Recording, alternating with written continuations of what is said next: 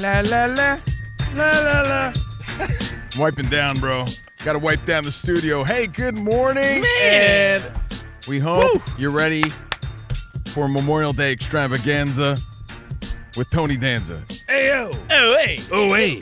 Hey, my guys. Hey. Covino and Rich in for the great Dan Patrick. Happy to be here. Hope you're having a nice holiday, extended weekend. They asked us if we wanted to fill in. We said absolutely to say hello to the DP audience and get the day started nice and early. Of course, we got Danny G on the ones and twos. We got Ramsey on the xylophones. We got you, Fox Sports Radio Nation, on the phones at 877-99 on Fox. There's a lot of fun topics to get to today. Yeah, lots to There's get a to. lot of drama.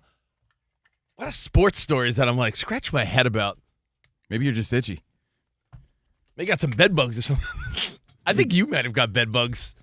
I may have got something. Thanks for calling that out. The national audience, yeah. A minute and 30 into our national broadcast with millions of affiliates and people listening on their way to the beach today or, getting ready, packing up. It's true. I was traveling. I'm a traveling man like James Harden, like LeBron James. I'm a traveling man.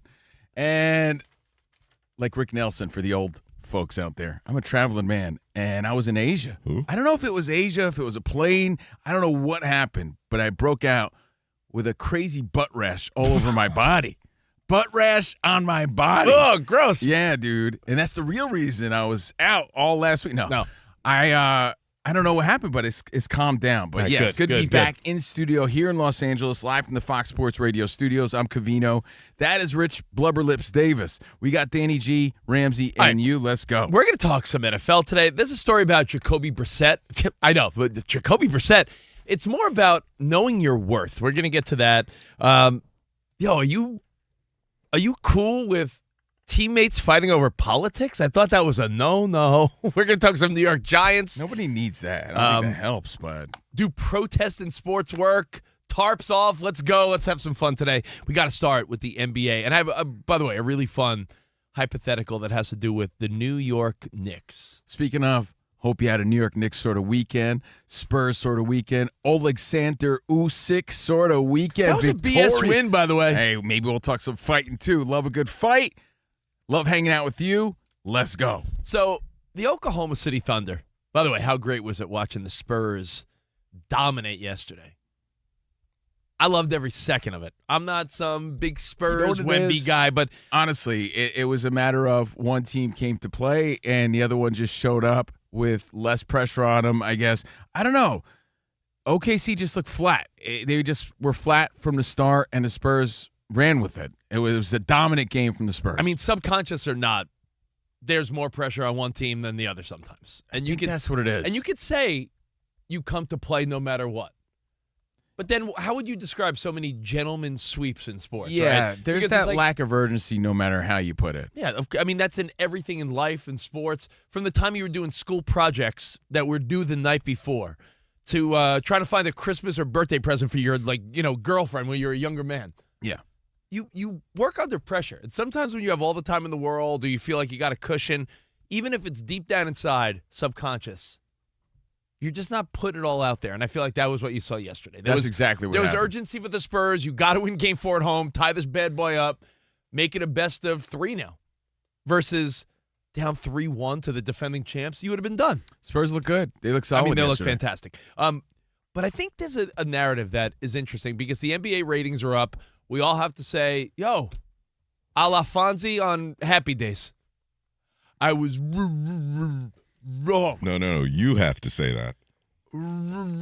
Well, I think we were all a little wrong because we were like, yo, this regular season, we talked about how the NBA was stinking like Abe Lincoln. Well, And he, if you're a diehard- and he Let's- probably stank. It was Yeah, the 1800s. but Rich, let's back up. We were filling in right here on the Dan Patrick Show, and it was during football season, and there was a story out about how do you fix the NBA, remember?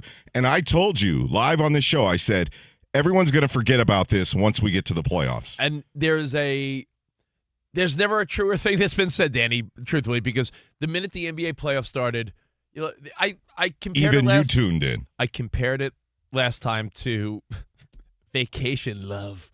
When you're with the wife of your girlfriend on vacation, you remember that analogy where I was like, you know, all of a sudden you guys are really clicking in the bedroom and you're like, how come this doesn't happen when we're home on a regular like Tuesday? If you're capable of this all the time. Why only on vacation? That's how I felt about the NBA. Like, if you could put out this product all the time, then do it. But I get it. You save it for the playoffs. But here's my thought.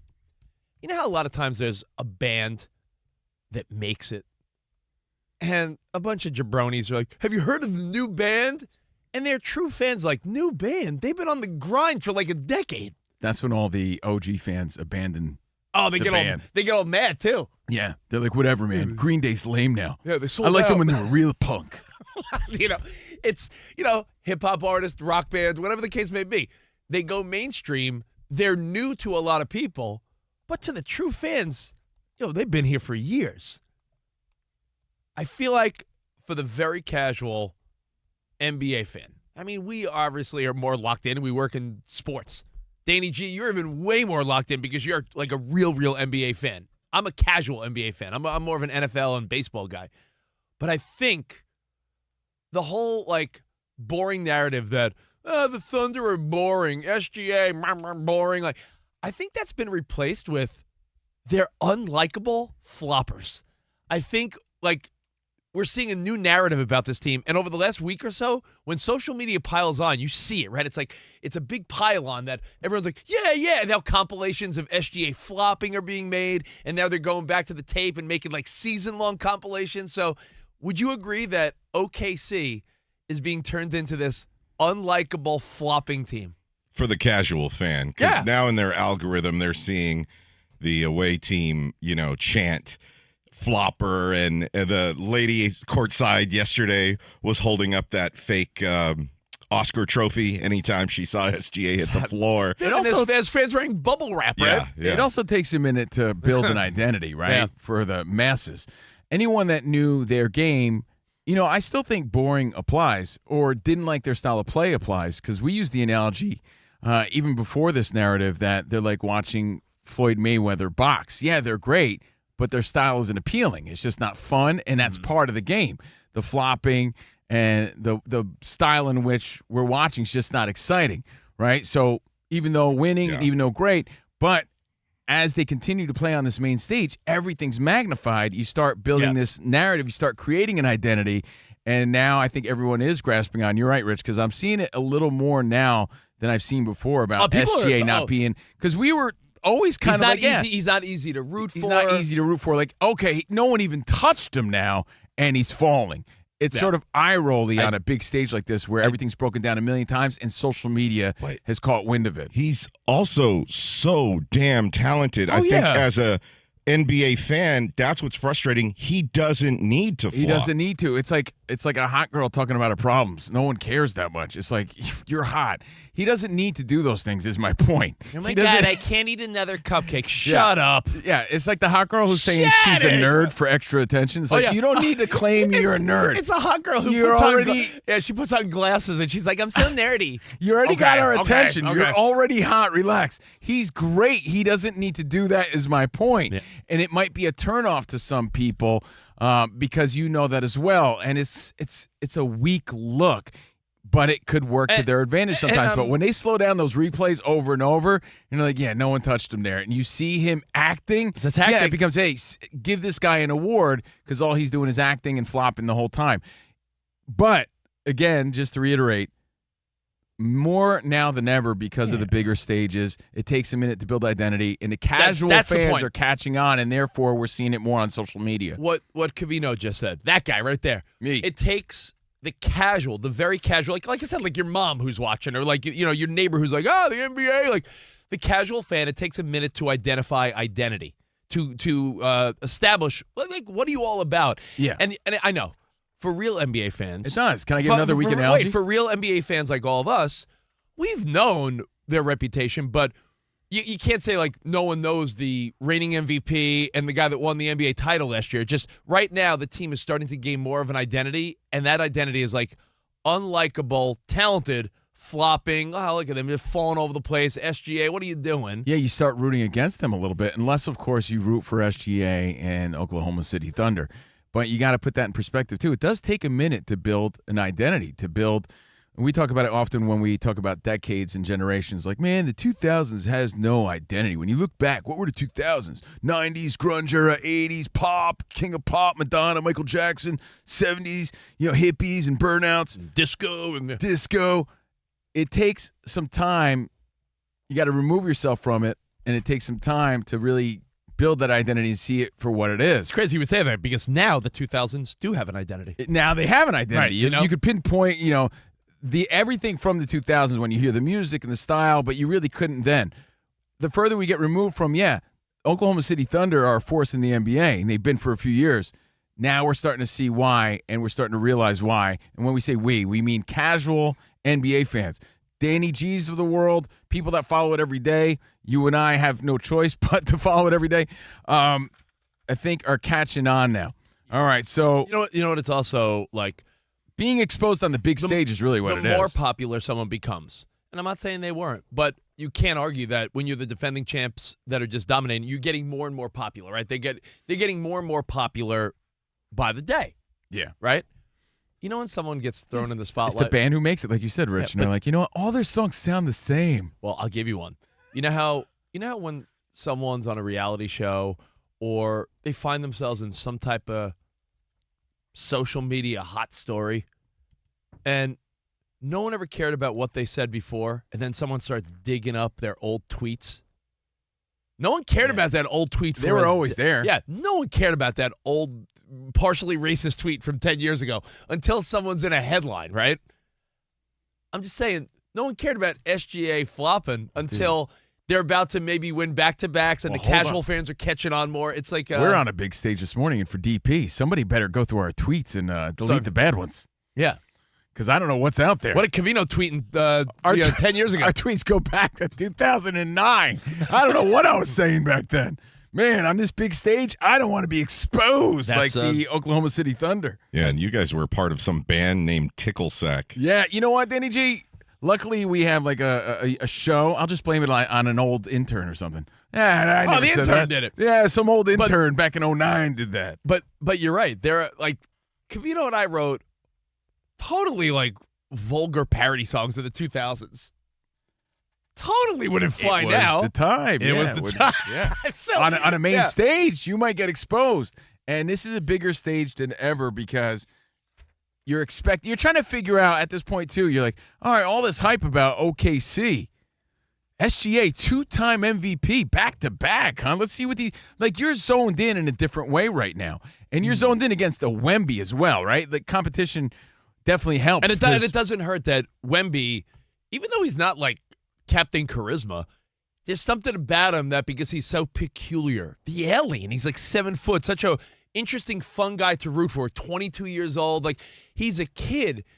I think because he's so likable and a fun story, and San Antonio just feels like a fun team in a way. I think so. I think that also makes OKC a little bit of the bad guy in this one. No doubt. I think, and I could be wrong here, I agree with Does Rich. anyone else not look at it that way? Like, no. If you want to look at this as good guy versus villain, you don't think OKC's the villain? I don't think it's fair to ask me. As a Lakers fan, Chet Holmgren has always had a punchable face. By the way, said that for years. It's really interesting considering they're a smaller market team. You should be backing up what they're doing because it is great and they are winning, right? But I agree with Rich completely. If you're just, let's say you have no horse in the race.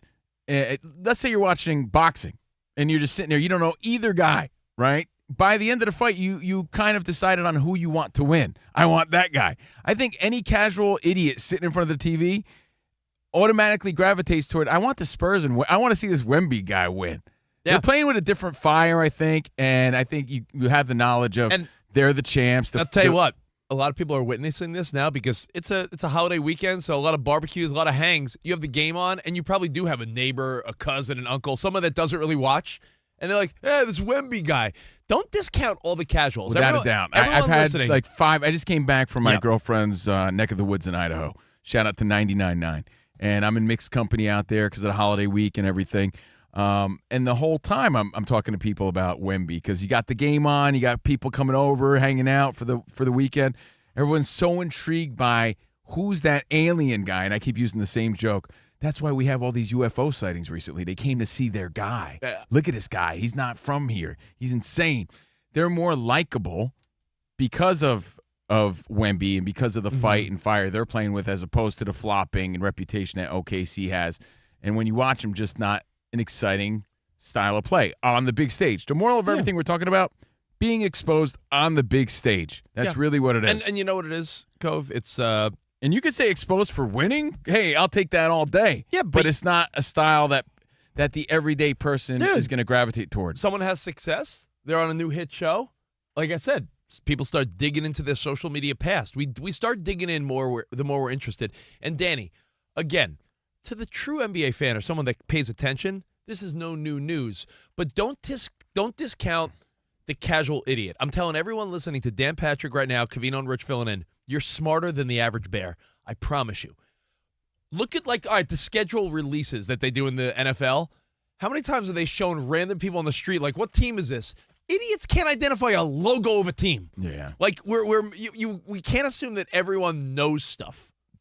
Dudes at the barbershop, they're just rolling with the flow half the time. You ever hear idiots at the barbershop or the bar talking talking some nonsense? When they say, who's in the playoffs again? That's who you know who you're talking to. And that's who starts tuning in on days like this. That's who, yeah. Let me identify more idiots. Go ahead. A playoff game could be on. I remember last year, Danny, we're out here in Los Angeles. I'm not a Dodgers fan, but the playoffs are on. I'm at the gym, and I'm like, is someone going to turn the Dodgers game on one of the TVs? Right. There's a bunch of grown-ass men working out, and the Dodgers game isn't on, and it was the playoffs. People up right now, 6:17 a.m. on the West, 9 on the East Coast. You guys are a different breed. You know what's going on, and you take pride in that, and that's why we love you. The majority of people, Rich is right, or at least 50% of the people, are just watching, living their life while they're grilling a burger. So more people wear a jersey of a team they don't really know much about. It's like, you know how you make fun of someone that has a band shirt on, and you're like, you don't even know that band. More people wear a jersey of a team they know nothing about. Without a doubt. Without a doubt. Hey, I hate agreeing with Rich, but he's right. And to be fair, Rich, that same afternoon you were at the gym. There were also lots of bars in Southern California where there was nothing but Dodger fans. No, I agree. Hey, shout out to 570 where we're on for DP this morning. Let me ask you this. Wait, hold on. Was Rich just kissing ass? Sounded like it. I feel like you remembered we were talking to local LA people today. Rich was like, Yeah, Rich started moonwalking. Yeah, you kissing, as my dad would say. Why are you kissing ass? No, I'll tell you this. Hey, he's kissing ass. Danny G, I want you to go to a hot spot in LA. Rich Davis kissing ass. And see everyone with their Dodgers hats on. And a lot of them with that upside-down Dodgers logo. What brand is that? I see that everywhere. The upside-down LA. I mean, there's a lot of bootleg ones, but that's like, is that? I would say, isn't that a New Era hat? I don't think it's any specific brand. So, I wonder if you asked the average person just walking down the street. Culture Kings rocks those guy too. Guy or girl walking down the street. Go to Wilshire. Go to Ventura Boulevard. Go anywhere. Stop someone with the Dodgers hat and be like, name a Dodger other than Shohei Ohtani. Go. Do you think they can name 3 Dodgers? Or are they just like, I like the Dodgers? Yeah, yeah, because the Dodgers have enough stars on their team where even casual fans could name a couple. Betts. All right. Freddie Freeman. Yeah, but doesn't go much deeper than that because the casual fan doesn't know much. And that's what you see in the world of sports. Well, thank the web sleuths and thank, I guess, people like Rich and the Covino and Rich show because the Oklahoma City Thunder are developing an identity. Yeah. And it's not a good one. Winning's good. Yes. But I have to say, that is not flopping, is not how they won Game 3 there in San Antonio. That was the depth of their bench. Of course. And the fact that you could compare the two teams and say, okay, well, the Thunder are more experienced. They're a deeper team. It's always a mix of things. Wemby was kind of off Game 3. I was going to say, the offense, for whatever reason, they weren't running it through Wemby. And they did last night, and you saw the difference. Shaq even called them out on it. You saw that, right? Shaq was like, what did he say? I expect more from Wemby. Big man, I expect more. You can't bring it like that. You gotta bring it. He was a lot of breath, so I couldn't tell what he was saying. Shaq's always out of breath. Man, I'm so sorry. Big man. Just came back from the bathroom. Wemby needs to step up. Wemby needs to step up. Game 4. Game 3 wasn't good. So he was a lot of breath. I couldn't tell what he was saying, but yeah, I think it's a mix of Wemby also just being a little flat. I think we saw Wemby flat Game 3, and as he plays, the team goes. He also had some great co-stars in Game 4. I mean, guys were stepping up big time, I think, for the Spurs. But they played flat Game 3. OKC came flat game 4. And by the way, OKC, And it's been a fun battle. usually there's a narrative that you've watched OKC enough to realize that they could cut a lead pretty quick and come back, but every time you thought they might, Spurs just answered or even went ahead more. Like, at no point was that game close yesterday. No, 103-82 if you missed it. Yeah. So the Spurs had a full grasp on it. But again, Oklahoma City Thunder didn't play with that sense of urgency, and Wemby stepped up. All right, well, hey, we're going to flip to the other side, the Eastern Conference. We'll get to the Knicks later this hour. And Castle, got to give props to Castle. Plus a thought about some NFL quarterbacks. We're going to talk a little NFL, have some fun. We'll talk about quarterbacks hanging out with presidents. Should that be causing drama? Are you sure? That sounds like a polarizing conversation. Yeah, before you get on the third rail there, my man, we also have a brand new summer prize for Covino and Rich that we are going to debut this morning. Well, we're playing a game, right? Big Poppy stopping by? He's going to be in the Blue Kitchen. Big Poppy stopping by with some baseball trivia, as he says. Can't wait. We got all that and more. Covino and Rich in for Dan Patrick Memorial Day. Let's go.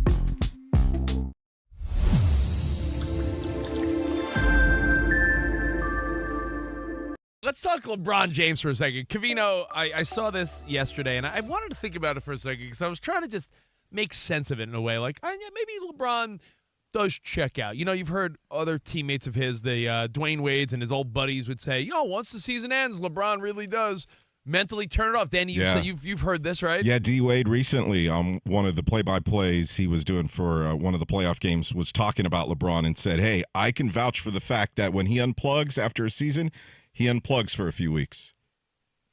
Remember, he's a banana boat boy. I get it. He does have this ability to separate, his great family life and the NBA. Sometimes you got it. I feel like you're getting better.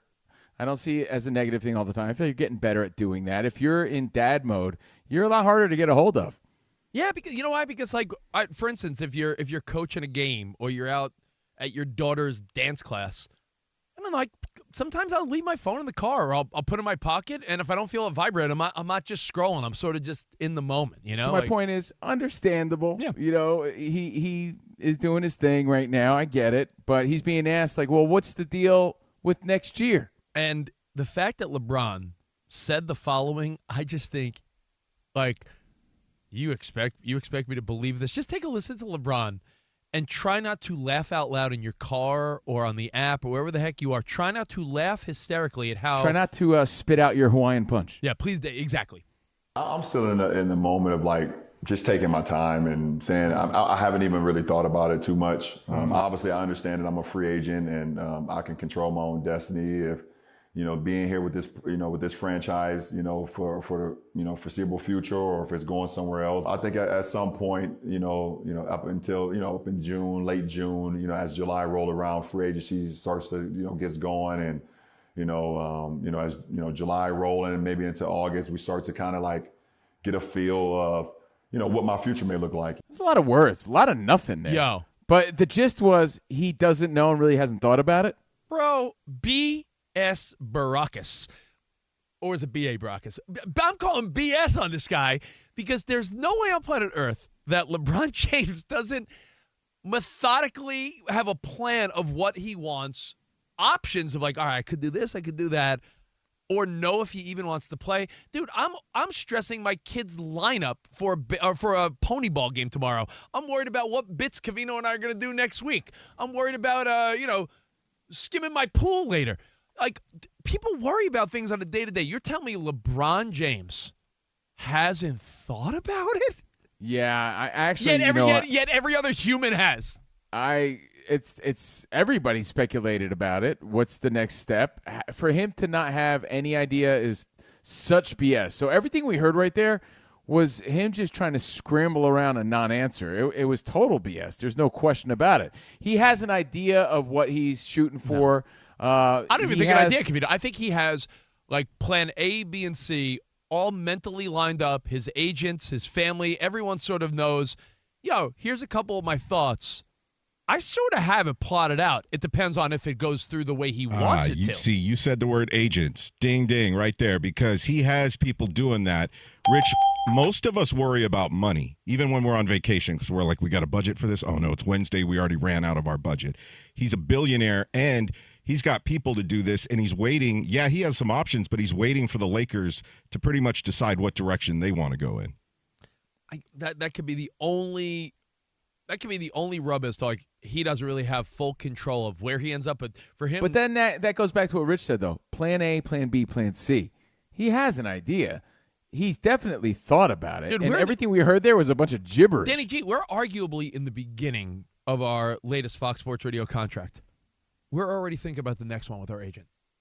And already think about what's next and what are the moves. And we're not LeBron. Like I said before, something minuscule. Like I'm thinking about what lineup am I gonna put together for my kid's weekend baseball tournament. I'm just playing devil's advocate here because, look, I know he's probably obviously thought about the different options, but wouldn't it be so much easier to really, truly take 3 weeks off when you have that much money and that many people working for you? I know, but when you're passionate, I'll tell you this. When I was in Hawaii on vacation a couple weeks ago, you don't think I was still thinking about our show? Of course, because if you're passionate about what you do and you are that cut from that cloth. LeBron James is the hardest working guy. It's no mistake that he's been in the league over 20 years dominating. I just don't buy it even the littlest bit. I feel like he like I said before, has plotted out every path possible. Hey, Covino and Rich. We're on Monday through Friday, 2 to 4 on the West out here in L.A., the mean streets of the West Side. Ese, vato loco. And, of course, that's 5 to 7 on the East. Yeah. But they asked us to fill in for the great Dan Patrick on this manic Memorial Day Monday. So we're here. Good morning. Few things. Got to give credit to Dan Patrick and his corduroy and getting dressed up because I'm wearing the same thing I fell asleep in. When that alarm hits, man, on the West Side, it's earlier here in L.A., obviously. This is the T-shirt I was in. So props to him for doing this all those years, getting dressed up, full corduroy, hair pristine, and, of course, off the air. We're streaming on YouTube. Yeah, he's on Peacock every morning. And he's, most of the affiliates on this show are East Coast, so people have been up for a few hours. Yeah. Most of the population is on the East Coast. Hey, well, get ready for all the fixins and all the grilling you got today. In fact, look at the note for the guys. I always put at the top, remember, it's 9 a.m. for most of the population. I didn't forget. I'm from New Jersey, Union, New Jersey. Rich Davis from Franklin Square, Long Island. Danny G's the California guy. Ramsey's here. And thank you guys for hanging out with us live from L.A., live from the Fox Sports Radio studio. If you're Mr. New Jersey, do you call it Taylor ham or pork roll? Everybody knows it's Taylor ham. Pork rolls for amateurs is for school-time lunch. Pork roll on a bun. Best East Coast delight. And off the air, Rich wants to add one more team to the victorious weekend. I said, I hope you had an Alexander Usyk, New York Knicks sort of weekend, a Spurs sort of Sunday night. Rich wants to add West Hills pony ball to that. Oh, my West Hills. This guy can't stop talking about his kids. My 6U All-Stars, we went 2-1 over the weekend. We play Agora today. If we win, then we go to the championship game. Which is such a big part of a lot of people's weekend, Dude, extended weekend. They're dude, just driving around from game to game to game. if you got little kids and you're wrapped up into sports and travel sports and pony ball and little league and everything, your weekends are cooked. you got no time to yourself. So enjoy the free time while you can. Live from Fox Sports Radio studio, like we said, Covino and Rich. For over 40 years, Tire Rack has been helping customers find the right tires for how, what, and where they drive. Shipped fast and free, backed by free road hazard protection with convenient installation options like mobile tire installation. Tire Rack, TireRack.com, like tire buying should be. We got Big Papi Trivia, baseball trivia later today. Can't wait. Plus, new prize announcement, so giving away prizes. We'll talk about the fights. There were some celebrity fights over the weekend, too. More baseball. NFL? More NFL, some NBA. But to wrap up our previous discussion about being exposed on the big stage, of course, there was something about the Oklahoma City Thunder that made them not exciting, even though they were winning and playing great. And we say that respectfully. Yeah. I think when you're Starting to figure out why. When you're on the bigger stage for longer, what is that Batman quote? Like, you stick around long enough, a hero, you become a villain, some nonsense like that? Yeah, whatever George Bush said. Fool me once. Fool me once. Shame can't get fooled again. I'm just saying, the Thunder has been dominating enough now that people are starting to find things, I don't like that about him. I don't like this. And you're seeing more and more flopping compilations, more and more fans making jokes about wearing bubble wrap or holding up Academy Awards. And they're not the most likable team to root for. They're not the team where it's like, small town Oklahoma City Thunder, let's go.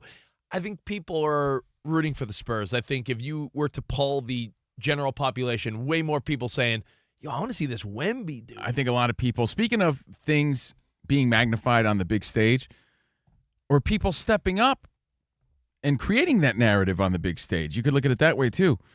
Castle last night really backing up Wemby, showing that he was the aggressor of the game. Like, if he comes out with that fire in the next game, now you're setting the tone. Rich has this theory of when you're on vacation, you got to set the tone, right? You got to bring the romance from day one and set the tone. Well, I think it sets a good precedent. Like, that's what Castle sort of did for the Spurs. And if he's able to do that again, the way he defended SGA was the big talk. Like, man, if he's able to play that aggressive, that's the backup Wemby needs to bring them to victory. So props to him, because we talked a lot about SGA and Wemby. Of course. Props to Castle. We're going to move on, but speaking about being exposed, I know this is more of a local story, but, indulge me for like 30 seconds. Is anyone concerned about this power plant thing down in Anaheim by Disney where they're like, 50,000 people had to be evacuated? Danny G, is that concerning to anyone? It was extra concerning because my wife and I were checking into an Anaheim hotel as this was happening. Oh, wow, yeah. And there was a big line of people checking in. I'm like, I get it, it's a holiday weekend, but it seems even busier than normal. And the family in front of me, and you could tell they just grabbed whatever, and they were evacuated from their town in Southern California. And I heard them telling the hotel when they were checking in, you guys were one of the only hotels that even had one room available because of all the evacuations. Dude, it's wild. I'm not. When 50,000 people, and last I saw was 40, so it went up another 10. When around 50,000 people had to evacuate, right there, it says on I'd TV, say 50,000+ evacuated due to uncertainty. We took this trip to Garden Grove, and then I had to evacuate with 49,000 other people. Because of this tank that's leaking or whatever, I think it is serious. If 50,000 people had to leave, I think it's probably more serious than we realize. The wild part is, you know how like business still has to move along? I'm not pointing fingers and I'm not saying anything, but like Disney, Knott's Berry Farm, all these amusement parks, like, no, we're good. Like, they're not going to lose business. Well, we were walking around Disneyland yesterday morning, and it was a light crowd, and we were wondering, okay. They were selling Mickey Mouse gas masks, right? and it's funny because my better half did not care. She's like, well, I don't care if I breathe in chemicals. I get to go on Space Mountain. Danny G had on a Buzz Lightyear hazmat suit. Hey, you know I'm what? Buzz Lightyear. Marketing gold. Yo, check me out, Koa. I'm Buzz Lightyear. I'm going to grow It's not a hazmat suit. It's Buzz Lightyear. I'm going to grow a third wing, but damn it, I got on 5 rides. Yo, man, I need my turkey leg. Perfect transition, because down there in the Anaheim area where chemical plants hopefully don't explode and, cause damage, hopefully they got that contained, there's a team that's, In fact, they told their fans, winning doesn't matter. The owner said that. And that's why the Tarps Off movement has exploded now with the next level of excitement and the next level of, what's the word? Protest? Animosity. What's supposed to be a fun get-together and gathering is more than just a shirts off, tarps off movement. It's like, let's be heard and let's make an impact. Well, in other cities, it's all good and fun. In Anaheim, by the way, it's growing, man. It's even going on here in Los Angeles. It's going on it's going on in New York. It's in Detroit. Tarps Off movement. Again, if you don't know what that is when they're taking their shirts off. My theory is some of that WBC excitement carried over, that international excitement, the hooligan sort of culture carried over into baseball from WBC into this season. Props again to the Cardinals. They're all spinning their shirts like a helicopter. Yeah, and people want to be a part of it, and people are leaving their section to join the other section. Let me put you on the spot. Uh-oh. I don't want to be on the spot. Put yourself on the spot. What city do you want to see the least shirtless people in? What city? I thought you were going to give a Petey Pablo trivia question. What city should keep their shirts on? Man, I don't know. They say everything's bigger in Texas, so who knows? Oh man, I don't need to see a big Haas's gut. But yeah, you're right. No one wants to see my hairy pepperoni nipples either. So it's a weird sort of vibe fun, that they're bringing. for baseball. But it's fun for baseball, and a lot of these young dudes, a lot of people. You know what's going on? Like our buddy Mike Durband, who's one of our listeners and friends. This guy Mike from Chicago. He was at the Dodgers played the Brewers, Danny G? Yes. Is that what was going on this weekend, right? And he went to the Brewers game, and he saw this building and building and building. And what happens is he went with his nephew. The little kids, they look at that, and they're like, I want to go there. Yes. So now you want to drag the kids up or whoever you're with to that section because that's the fun section. Dude, look, fun time is contagious. There's an old dating theory. Remember those like dating tricks from the early 2000s? Do you remember those, like the mystery guy and Neil Strauss, The Game? If you are having fun, or it appears that you're having fun, people want to come and gravitate towards you because they want to know what that fun's all about. We would jokingly... It's the truth. We would jokingly try this, Danny, and it worked every time. Like, if you and your friends would just start laughing a lot and having so much fun, eventually... Girls would be like, hey, what's going on over here? Yeah. What's so funny, guys? Yeah. So you see all these people waving their shirts in the air, and they're having a blast. People want to be part of it. People want to be part of it, so kids want to leave there. They may have great seats. They're like, I want to go and party with those dudes and have fun. It becomes contagious, and you're seeing a lot more fun at the ballpark as a result, and most organizations are leaning into this. However, back to the Anaheim story, it went from tarps off, waving your shirts around, to now a chance to be heard. And that's what I was sort of getting at, a chance to protest, a chance to scream at the top of your lungs, F Artie Moreno, or Artie Moreno sucks. There's been variations of it. And, this is kind of crazy because it's loud. Sell the team. Yep. F Artie Moreno, F the team. And they've done this for, 5 straight home games now, and it's starting to pick up steam, and it's never a good look. So the question is, hey, what are your thoughts on this whole tarps off thing? And there's power in numbers, and fun is contagious, all these great points that we're making. Baseball is exciting, and fans are having a blast out there. But do fan protests ever work in this way? I think yes. I think it wasn't good for the Dallas Mavericks every time the crowd was getting on them on the GM. Yeah, Rich, it didn't work in Oakland. But it doesn't always work. But it's never a good look. I just feel like complaining. Look at it this way. When fans all say, we all agree with a sentiment, let's change this, I don't think you're going to get a guy to sell a team. But can I give you an example of where it's like, oh, wow, they listen to the fans. He might not sell the team, right? So that's not going to work, but it might light a fire. Remember, Danny G already pointed this out. He had said earlier this year that the fans don't care about winning. They want to go there and have a great time with the family. And Moreno referenced like a phantom survey that still nobody in the media has been able to find. Right. That went out to season ticket holders and people there in the Anaheim area. And supposedly the majority of fans did not care about winning, according to Moreno. So it might not force him to sell the team, but it might force him to address things publicly, like, hey, guys, or make moves that show that he is on the fan side. And we did give him props at the time for affordable nights, family nights, promotions like that. But at the same time, the fans also want W's. I'll tell you what, it depends on how you are and how you respond to criticism, or if you feel like you're being attacked versus that's a damn good idea, because I have an example of how it could go either way. Do you guys remember when the first Sonic the Hedgehog movie came out? Yeah. I think that's a great series. James Marsden, Sonic. My kids love all the movies, Sonic and Knuckles. You know why I remember it specifically, Danny G? I'm not going to get into a long, boring story, but for reference, Covino and Rich in for Dan Patrick. This is the best. Before this job, we were at ESPN. We had a TV show. We were on ESPN Radio. We had a daily TV show every night, right? Called Now or Never. It was a great opportunity. Then COVID happened, and the world changed, and we ended up here. Now. Yeah, everything happens for a reason. Reason. As Fred Durst said. But it was one night Rich Davis took off or whatever. And might have been one of the only nights where I left and you said, I'll do the show without you. And I did the show with like Clinton Yates or somebody or George Sedano, some great friends we made, right? And it was the best version of the show you ever had. And it was the best show we ever had. It really was. Best show ever. Except for one part. They're like, oh, Rich isn't here? We got to cut this really big promo for the new Sonic movie. Oh, no. And I'm like, wait, what do you mean big promo for the Sonic movie? No one told me about this.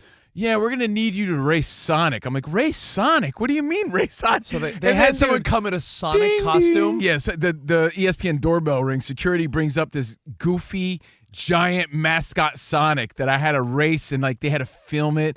And dude, the mascot hated me. I hated the mascot. I didn't want to be there. He didn't want to be there. Dude, it's the weakest. It's the weakest bit ever. It's Covino running down a hallway with a mascot. Oh, that's when you broke your tibula. Yeah, and that's where I tore my meniscus, and I was on the IL for 20 days. Yeah. But dude, talk about like one of the most embarrassing things you had to do for work. It was the weakest thing. Like I did it, and it's on there on social media somewhere at Covino and Rich.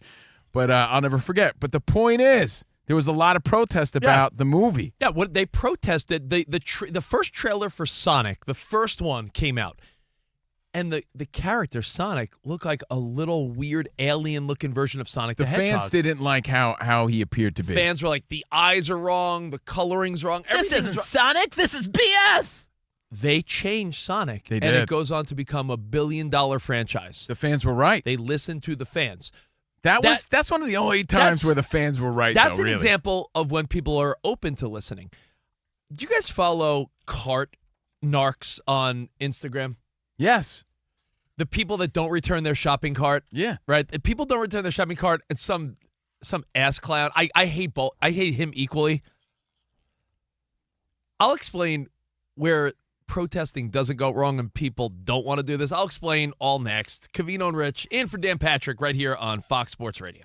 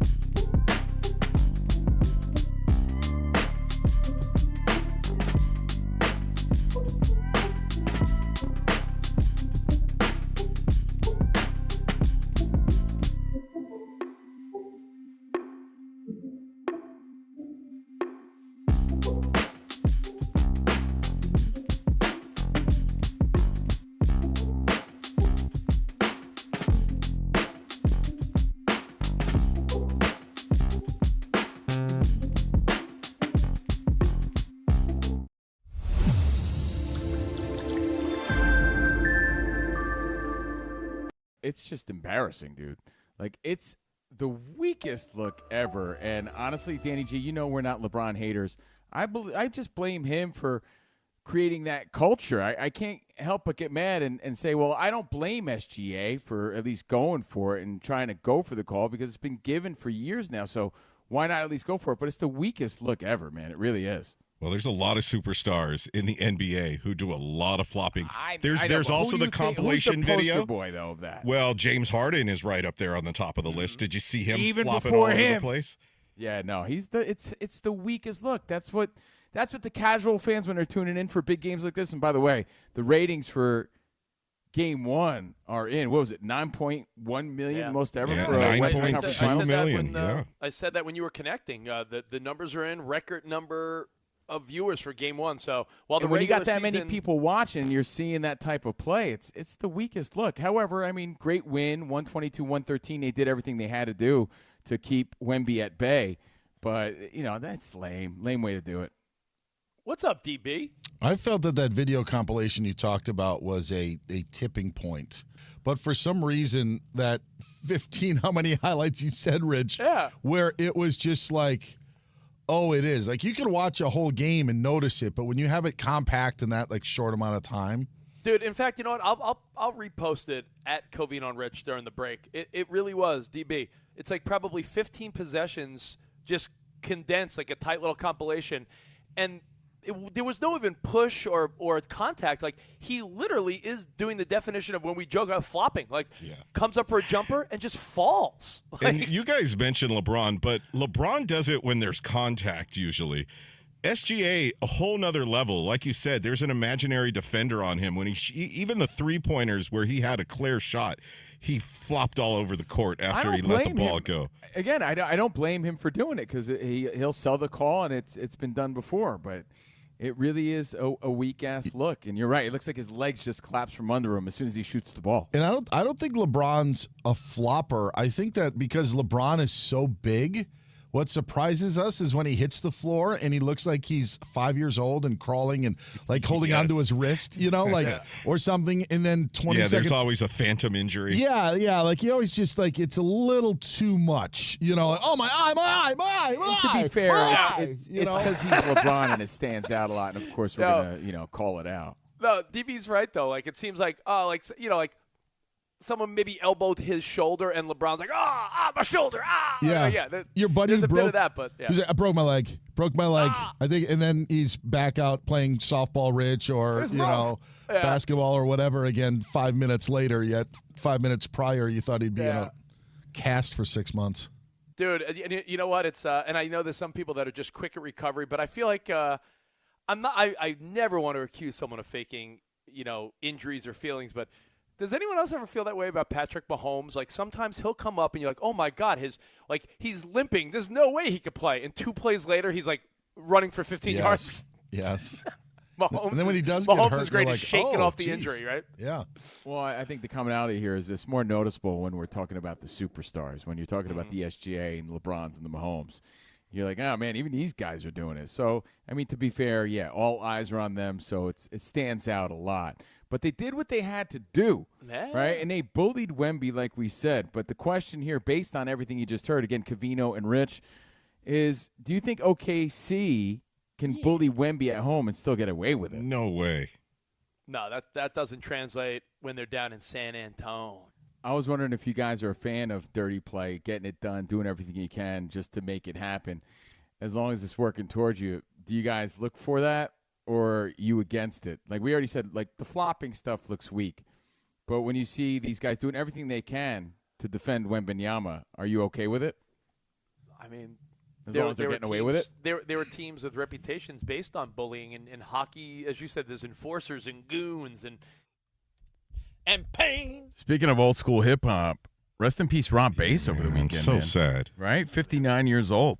By the way, the Kyle Busch thing just gets sadder. Dude! The more and more you read. You ain't kidding, man. He was honored over the weekend, and of course today we honor not only those legends, but all the fallen troops, Memorial Day, You got those who fought for our freedom. Freedom's not free, so we celebrate on their behalf. Thank you, guys. Memorial Day with Covino and Rich.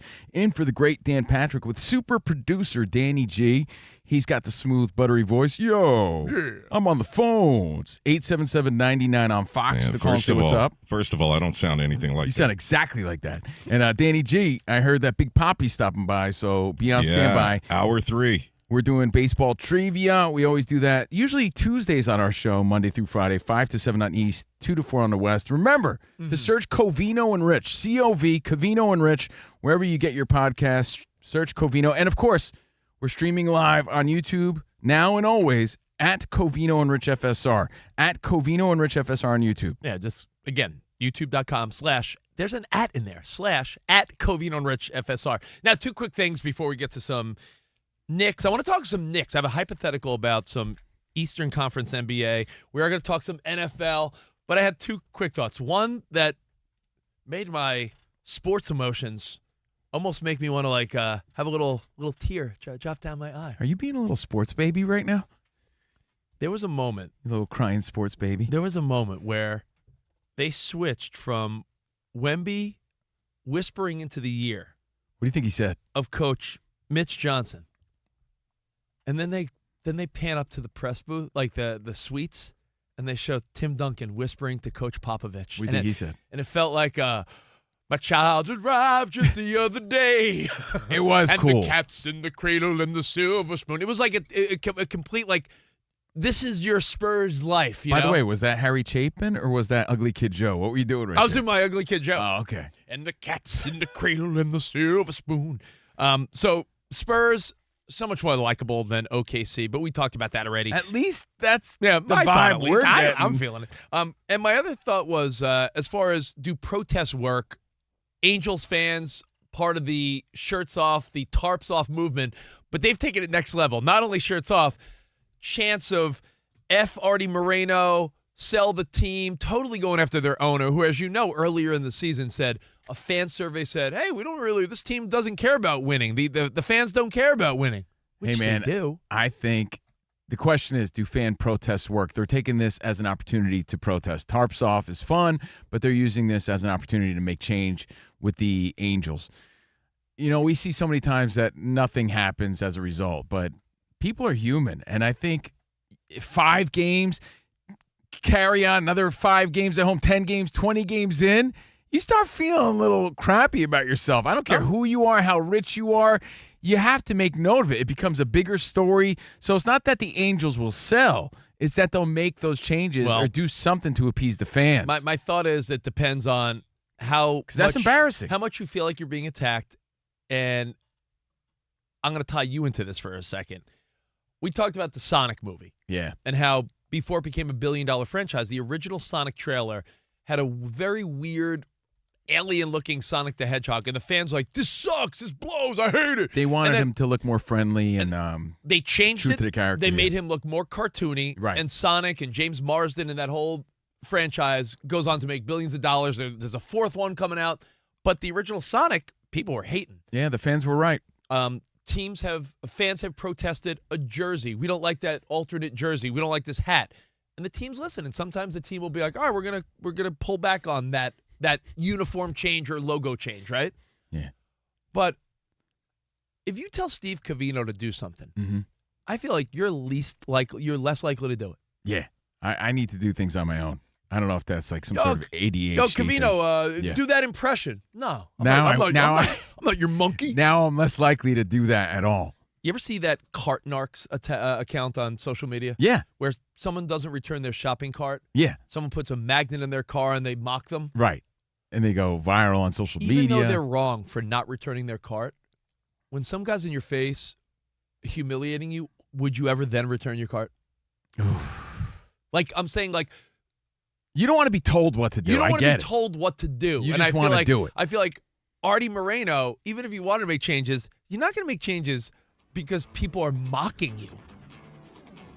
That's not how you get it done. It's getting loud. The So- tarps are off. We'll see. Listen, By the way, are we doing tarps off next hour? I don't know. Do you want the YouTube numbers to go up or down? No, man, I don't know. All right, well, we're going to talk some NBA, some NFL, all next. In for the great Dan Patrick, Covino and Rich. Thanks for hanging, guys.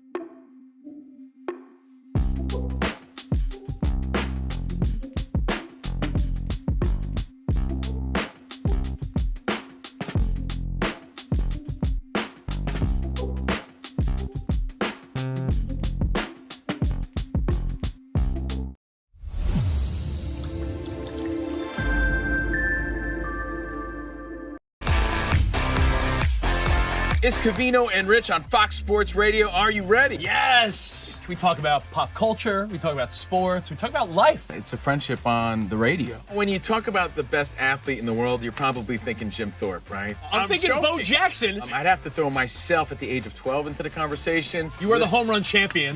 When you find the commonality between sports and life, those analogies and conversations are the best. You were dating some girl, and you were like, "Hey, babe, let's watch The Sixth Sense." Her mom walked in. "Can you believe he was dead the whole time?" I wanted to get up. Well, slow down, Dana White. I don't want to say It's never boring. If the Chiefs win, Sorry, Patrick Mahomes here. What do you mean by if the Chiefs win? Our friendship is real. It's authentic. You can't fake the fun. we're the type of guys you'd want to hang out with at a sports bar. Best way to pick someone up at a bar? Yeah. Go up to a cute girl and say, "Oh, look at that bozo over there," and I'll point to you. We could make fun of each other, poke each other a little bit. I call him Blubber Lips, Rich Davis, because he never stops talking. He thinks he's the Mexican Fonz. Yeah.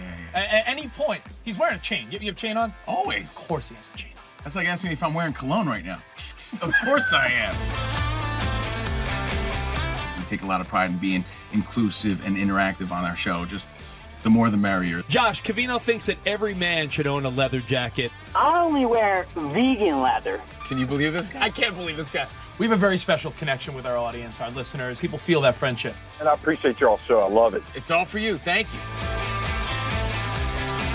Mike Tyson, Covino, loves to just challenge us with random Mike Tyson trivia. Which accomplished celebrity purchased my sprawling Connecticut estate? I'm going to go 50 Cent. You are absolutely correct, 50 Cent. I love his song. You can't schedule a big event You during can't. a big sports moment. My family member scheduled their wedding the same night as a Julio Cesar Chavez fight. Everyone was glued to that fight instead of doing the electric slide. This is weak. Unbelievable. You're very tricky. America, you got sports, you got fun, you got us. Covino and Rich. We're crushing it.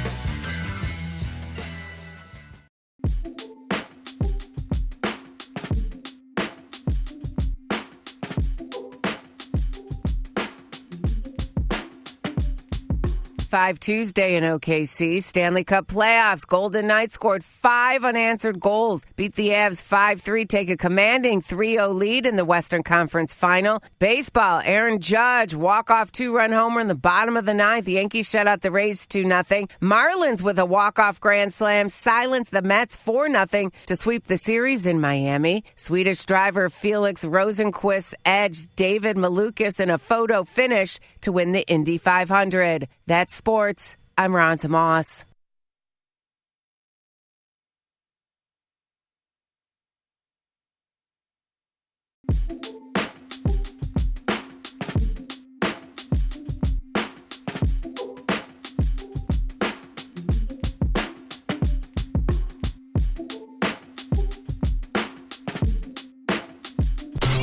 Dan Patrick. Welcome to the Dan Patrick Show. We are the most unathletically decorated show in radio history, I think. America's most revered sports talk show. Respect the position that you have. But today, Dan Patrick and the 4 Danettes are not here. So sitting in for Dan Patrick and hosting the Dan Patrick Show, here's Steve Covino and Rich Davis. Trying not to flop in the studio. Whoa! Hope you're enjoying your glorious Monday morning, your Monday that feels like a Sunday. Hope you're having a nice extended weekend. Yeah, buddy. Hopefully a nice cookout later on. We're going to give you the rules to your Memorial Day barbecue, the do's and don'ts today. Can I start by giving everyone one? Sure. Not to be all possessive, Oh, boy. but never touch another man's grill. Yeah. Without asking. Yeah. Like if you're at someone's Play with my grill? cookout, No, grill, bro. Oh, girl. Yeah, I don't want your finger. I don't want your fingers in my mouth, bro. I don't know. I don't know what is more offensive: someone touching your girl or your grill, Or your grill. or your grill. But honestly, if you're at a barbecue or cookout and you dip away and you come back and you see someone else with the spatula, the fork, like if someone's flipping your steaks or burgers, like, what are you doing? I've always said playing with my grill is like playing with my emotions. So, yeah, we'll go over that. We got Big Poppy trivia, baseball trivia, giving away prizes. In fact, a new prize announcement. But we're Covino and Rich, live from the Fox Sports Radio studio, in for Dan Patrick, Good to see Memorial you. Day. Saluting the fallen troops, of course, Memorial Day.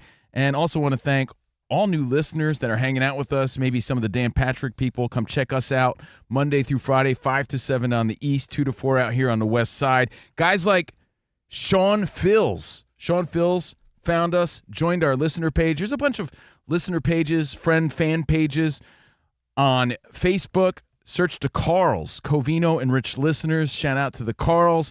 And we welcome everybody. The most inclusive show on radio continues. And you can watch our show. Watch what you hear right now at youtube.com/@Covino and Rich FSR, @Covino and Rich FSR on YouTube. If you miss anything, catch the shows there. We even have a bonus pod you can catch here. I know that's a lot, but hey, I want to take this time to say good day, good morning, and shout out to all the affiliates. Let's go. Shout out to Ron Diggity, Roy Priest, Jay. Let's see. I'm sorry, did you say Ron Diggity? Blind Guy Creations. Yo, does Ron Diggity know Super Hot Fire? Because I hope you had a Super Hot Fire sort of weekend. A Golden Knights sort of weekend. They're up 3-0. You know who Super Hot Fire is? Who that? Yeah, the big win over Ray J this weekend. I thought Ray J was dying. Now he's fighting? No. What's going on here? Yeah, no, Ray J got knocked out this weekend. It was his Make-A-Wish. Yeah, Super Hot Fire Shout got the big out win. to Mafioso 5150. Everyone's shouting us out, saying what's up. A lot of in-show thread chat going on right now. And you know what people are saying? I wanted to point this out. There's really no enforcement on flopping. I know that was a big conversation first hour. But No. They can call a technical. But I'm saying They don't. They don't. But with all these compilations of SGA flopping, and that seems to be one of the trends over the weekend, put together a fun compilation to music of SGA flopping, yet you're not seeing the fouls called because you're What right. It happened to you, could be a man? technical. The Rich Davis I met in the early 2000s loved floppers. Now, all of a sudden, you don't like them? I like Fermies. You like the floppers. I don't know, bro. Back in the day, you used to say you loved floppers. You used to tell me about some woman, Sally Scuds. No. Now you're all like too good for that. Okay, but yeah, SGA sort of ruining the whole thing. All right, let me shift gears to the Eastern Conference for a second. I have a hypothetical for you guys. We are going to talk NFL this hour as well. I know We're all hyped up. Is it a dumb hypothetical or just a rich hypothetical? I mean, as Covino said, is there a difference? So let me give you this hypothetical about the Eastern Conference, and then we are going to talk some NFL because we had the schedule releases like a week ago. Before you know it, we're going to be totally in NFL mode, and that dominates our life. So let's enjoy baseball and basketball before NFL takes over our lives again. Eastern Conference. Knicks likely wrap it up tonight. And if not, they go back to New York and do it at home, right? There's no way the Cavs are coming back from 3-0. The Knicks have won 10 postseason games in a row. Now that's a likable team right there. Jalen Brunson, maybe a guy. because we're from the East Coast, but I don't know. Jalen Brunson, a guy that our pal Michael Rappaport said he's like a regular guy like us. Like you feel something when you watch Jalen Brunson. And like you could imagine, being him in the NBA. Right. You can't imagine being Wemby. Underestimated. Dallas took him for granted. Shipped him off to New York. The biggest names in sports media said, not a great deal. The Knicks can't build around this guy. Every step of the way, this guy's been downplayed. And now finally we're like, Brunson's the guy. Really likable. I have a 2-part doozy of a hypothetical. Oh, my goodness. 2-part doozy. Let's go. Part 1. If the Knicks win 11 in a row after tonight, but go on to lose the NBA Finals to the Thunder, via the Thunder, or the Spurs. Well, hold on. In our pre-show meeting, and believe it or not, we had one, Rich was pretty confident when he said it that they would. You did allude to, let's be real. I mean, you were like, let's be real. On paper. They're not going to beat anyone out of the West, whether it's OKC or the Spurs. So I was like, I don't know. When you said that, the only reason I remember that is because I remember thinking, what makes you so sure that they won't? I think they're going to bring the fight. So, yeah, and you have been wrong about basketball before because you only watch the playoffs. So when you look at a lot of the 1990s dominant NBA teams that couldn't get the job done because of this gentleman named Michael Jordan. When you look at some of those Sonics teams, the Blazers, the Utah Jazz, notably, right? A couple close ones, but Malone and Stockton just couldn't get past MJ and Pippen and Rodman and those guys. So when you look at some of those teams, the Pacers teams and Knicks teams that couldn't get past the Bulls, whether it was in the finals or Eastern Conference Finals, do you always look at that as a disappointment, or do you go with Giannis? Do you remember a couple years ago, Giannis said, you can't look at a championship as the only good season because you got to be proud of the season you put together. Remember that whole narrative? There's truth to that, and that's a positive spin, but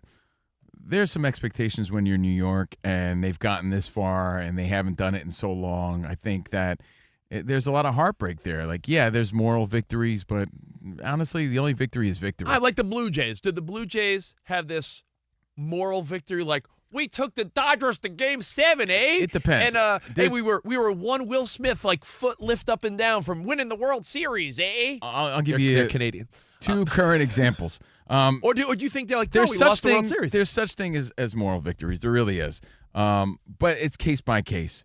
And this weekend, when this Rico guy fought Alexander Usyk, and they stopped the fights like prematurely. No one gave this guy a shot to even win it. Like they're like, yeah, who's this tomato can? Usyk was minus Usyk's 3. Fighting. Usyk, for the record, was minus 3,000 in Vegas. Rico was so close to an upset. If they didn't stop the fight and he made it through the last round, you could argue it was questionable. By the way, he probably would have got the win.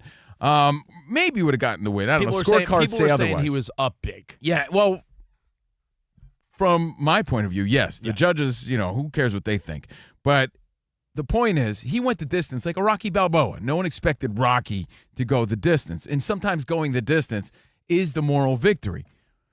The Knicks going the distance, that's not the same thing. You see what I mean? Like, they're the New York Knicks, and they're playing great, and they got big stars, and they've gone far already with Brunson. So I don't think I know what it's you're the saying. Same thing. You're saying a small college. You're saying like a small college. It's like a 15 seed in March Madness. That's not who the Knicks are. There's expectations there at this point. When a small college team makes it to the Elite Eight or Final Four, it's like, oh my God, that's the victory.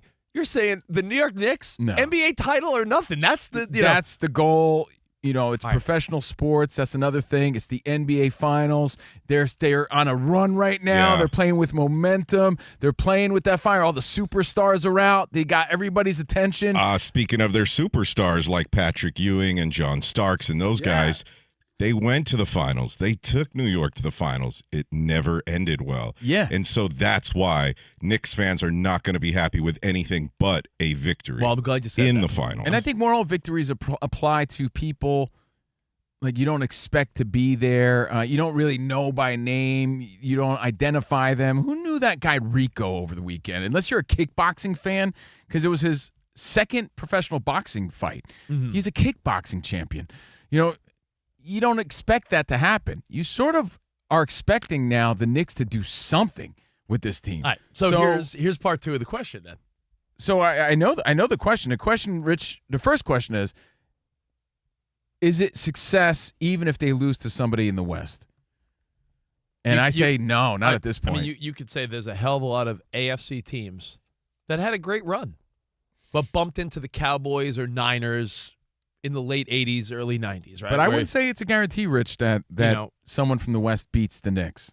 You could say that there have been plenty of great teams that just ran into a dynasty, right? My 49ers ran into the Chiefs a couple times in the Super Bowl in Mahomes' prime. If Jalen Brunson, here's the part 2 of the doozy. If Brunson leads this Knicks team to glory, if they win tonight, fortune and glory, or in a couple days, go to the NBA Finals and somehow, some way, beat the Thunder or the Spurs, would Jalen Brunson be a bigger hero than Patrick Ewing in New York? More revered than Ewing? The answer is yes. Here's why.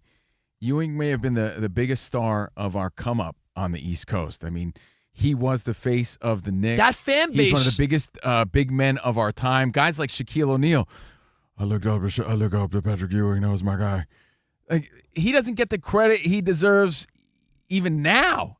Like, how many people bring up Patrick Ewing? Not enough is my point. Yeah. So if Brunson leads them to a victory, yeah, he's more revered than Ewing.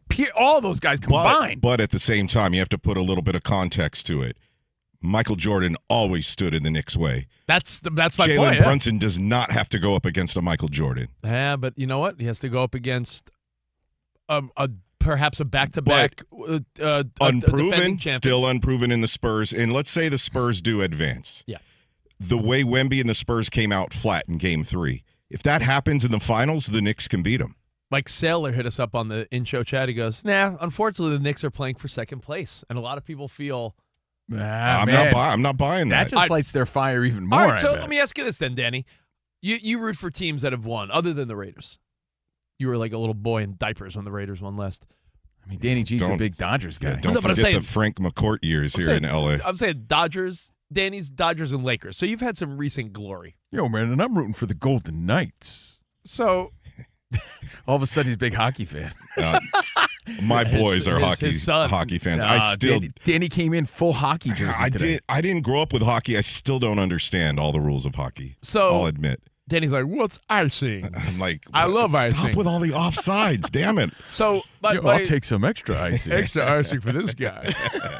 So when you do think about teams that really make a run, but come up short with superstars, if another guy wins for your team, is that the guy now in that city? Like, I know you're saying like you're like a guy like Dan Marino never won. Yeah, because but let's say, all right, I'm going to give you a crazy thought. You're forgetting of about a younger generation that really never saw Ewing play, Starks, any of those guys play. Oakley, they don't care about those old dudes. They're just old dudes to them. So there's a whole younger generation that all they're going to know is Towns and Brunson and all the New York Knicks that have gone this far. So I think it's a matter of we have reference to these old dudes, but a lot of young people don't. I mean, you got to pick a team, Danny, that doesn't have much of a history, right? Like, look at my sad New York Mets. They're far away from winning. In fact, I'm pretty sure they have like the second worst record in the National League right now. Just when you thought, maybe they're turning it around, they get swept by the Marlins, and they're still sticking with like their front office. Like, it's embarrassing. If the Mets do, however, somehow find a way to win in the next 5 years, the thirstiest fan base, the Mets, by that point, the Mets will have not won in 50 years since 86, where, you know what I'm saying? Like, pretty soon we're going to come up on 50 years. Rich is saying and describing what I see every time I go to Citi Field. It used to be Shea, because when it was Shea Stadium, even worse, because it was like you were stuck in time, because their only highlights were from 69 and 86. Yeah. Like their last highlight was Ray Knight cheering up and down, and what's his name, Orozco throwing the glove up in the air. Right? It was like they were stuck in 86. So while all this time has passed, and it was like, let's just say the Mets win 5 years from now, and like these young guys like Ewing and, Benj and all you just see lesser memories of 86. It doesn't go away, No, but some of those highlights are replaced with the new ones. But I'm saying, will those guys, let's just say some of the young guys on the Mets in 5 years from now are the core of a team. Benj and Ewing and Soto's like their leader. If they ended up winning a World Series, would they be more revered than David Wright, Piazza, Pete Alonso, guys that never got it done? Yes. They'd have to be because Absolutely. they won it. So I'm saying winning is why they're there. If Jalen Brunson in New York City, Danny G. And by the way, nobody's become bigger heroes than those superstars you mentioned. Keith Hernandez and Ron Darling and the 86 Mets like that are still living off that 86 glory. They're part of the team's front office. They're part of the team's broadcasting team. They're part of it. So I'm saying that if Jalen Brunson found a way to win, dude, he would be the most popular Knick. He'd jump over Ewing and Starks and all those guys because he got done what they couldn't, unfortunately. Hopefully he would embrace them and bring them to the party. So Yeah. when he's celebrating, holding up a Larry O'Brien, he'd point to Patrick Ewing and be like, this is for you. I love that. I want that for the Knicks. I even said last year I wanted that for the Bills, because that'd be nice, right? It's for the old guys that got them there. It's for the fans that didn't get a chance to see it. I think it's dope. But to answer the question, again, the two-part doozy was, is it still a successful season if you made it this far and you lost to a great team like the Thunder or the Spurs? The answer is no. The Knicks got to win, or it's a failure. I give it the Derek Jeter mindset, because he's often said that.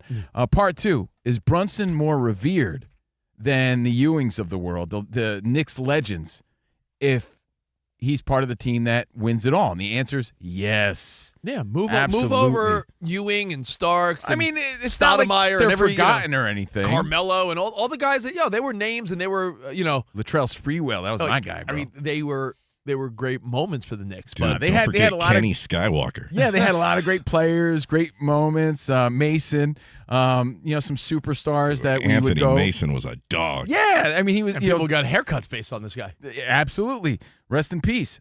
But the answer is yes. This team, even like the ancillary guys off the bench, are more revered than some of the legends because they were part of that team. They're part of those highlights that live at the Garden till the next time they do it. That's why there's such an emphasis on bunk organizations like the Jets and the Browns and the Lions.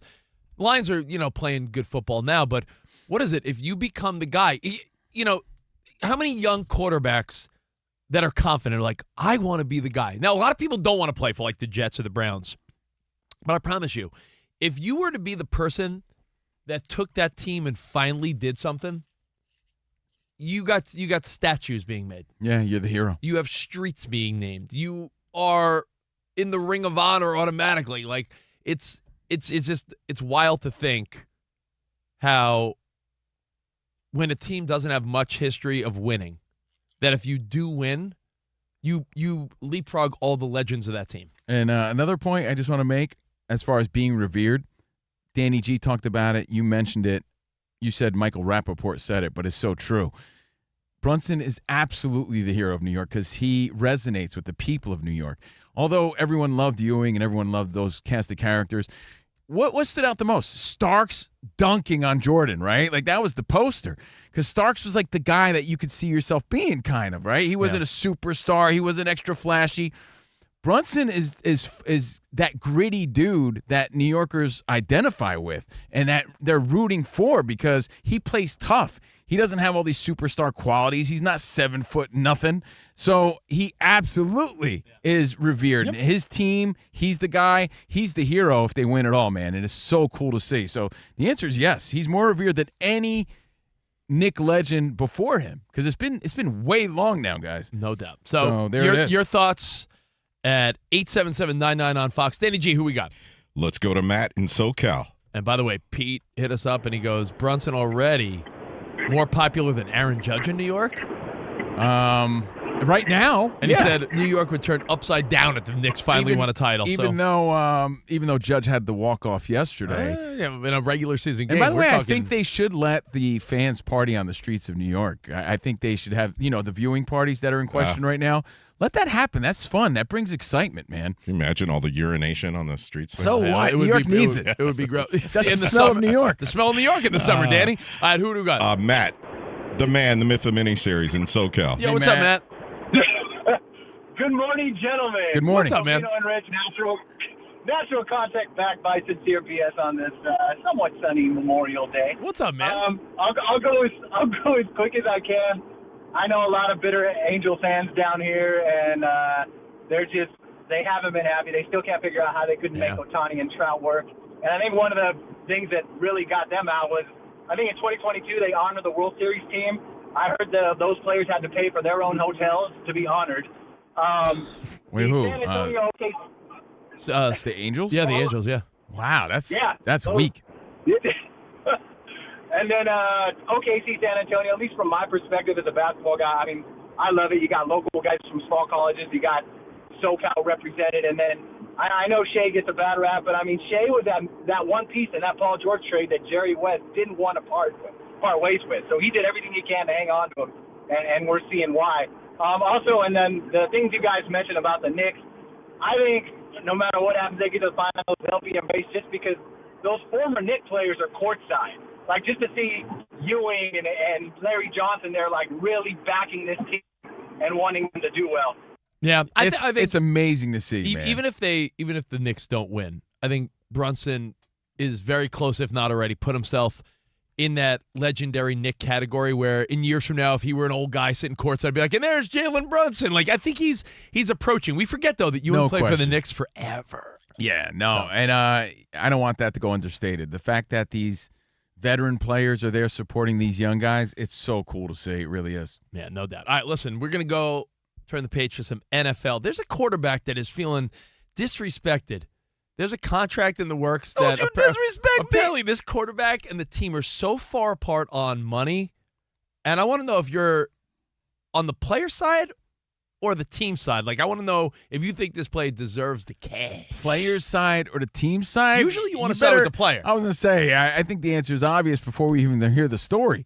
But you might we'll break it down. You might say, no, he's not worth it. We'll get to that and more next. Memorial Day in for the great Dan Patrick, Covino, and Rich.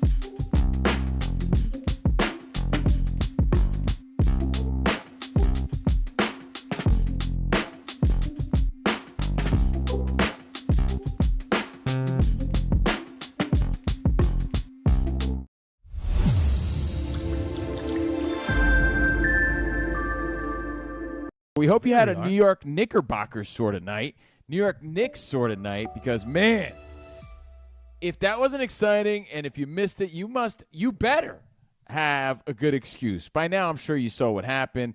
The biggest comeback in Knicks playoff history. Down 22 points. Amazing comeback. Amazing win. I don't think you need an excuse to have missed it. I do. What were we doing? The Knicks were down 22 in the fourth quarter. That's a perfect time to be like, yeah, I'm gonna watch a movie with my wife, or I'll go lay with my kids or something. Most people do. Most people do.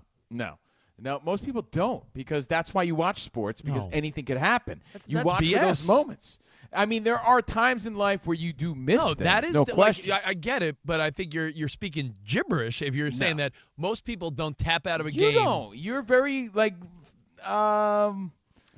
ho-hum about things like that. I'm waiting for the team to come back. Those are the great moments, and that's the greatness you're rooting for. Those are the can you believe that moments that you're tuning in to watch. That's the beauty of sports. You're doing the whole hindsight's 2020. It was a miraculous It's comeback. not. I don't just dip away because the team is not in it anymore. I might not be as glued, Rich. Like I might start sweeping up or cleaning up or whatever, but I don't just turn it off because. I feel like I feel like your life is based on just being a contrarian with me. Dude, you think everyone's like you, bro, and you just shut it off and just go about your night? Danny G, did you shut it off? I bet your ratings so would I say. Can't, why would I speak on behalf of you when I didn't do that? A superstar like Anthony Edwards was hugging the Spurs. Yeah, saying, like, he was wrong. Right. He shouldn't have been doing that. I'm saying. Well, anyway, it did look unlikely. However, they came back, and that's why you don't walk away. That's why you don't change the channel. That's why you don't jump in the shower just because you might see something amazing, and then what? You got to go back and watch the highlights and come back and be like, what in the hell? And it is crazy and unlikely, but it happened, and that's why you tune in. And, dude, I loved Brunson's reaction. I know I'm fast-forwarding here, but even he couldn't explain. At the end of the game, they're like, what? No, just go on. Everybody agrees with Rich. We all tune out. We all shut the TV off. That's everybody. But you don't speak on behalf of everybody. No, dude. but you don't either. I think it's fair to say. That's why I'm giving my side to it. I didn't shut off the TV. I had it on. You don't think most people turn off a basketball game in the fourth quarter when the team is losing by over 20? Dude. You think everyone's locked into the last second? Not everybody, but not everyone shuts it off. People got work in the morning. Mad Dog Russo, by the way, was talking about Mad Dog Russo's 85 years old, Yeah. dude. And by the way, it's a random Tuesday night. What else are you doing that's so important? Like putting your kids to sleep, laying with your wife, watching Not something everybody she wants to watch. is putting their kids to sleep. Not everybody is you. Not everybody shuts off the game. Because when you do, you miss out on history being made, you bozo. Not everybody does that. Just because you do doesn't mean everybody does. Mad Dog Russo, let's hear from him. I got that MRI done. I was a happy camper. Here's your problem. I was in bed at 8:15. He was in bed. I didn't know the Knicks came back until this morning at 7:30. That is true. What comeback? I didn't know anything about a comeback. I don't watch the highlights. That's a terrible job on my part. Mad Dog Russo fell asleep. I fell asleep. He's also 30 years older than you He also are. said terrible job on my part at the end. Yeah, And he also said terrible job. And I'm not saying it doesn't happen, dude, but you so casually drop in that you do this all the time when a team is blowing out. Not everybody does that because that's why you watch. What's up, Dan Byer? Mad Dog also said he fell asleep at 8:15, which I assume was Eastern time. Which means in the first quarter. Which, would have been 15 minutes into the game. They probably didn't even get to the starting lineups yet. I'm getting old, I tell you. But Rich says the same exact story that you just told as if everybody does that. Dude. And that is not true. Cove, just the other day, you were talking about game one of the Spurs and OKC.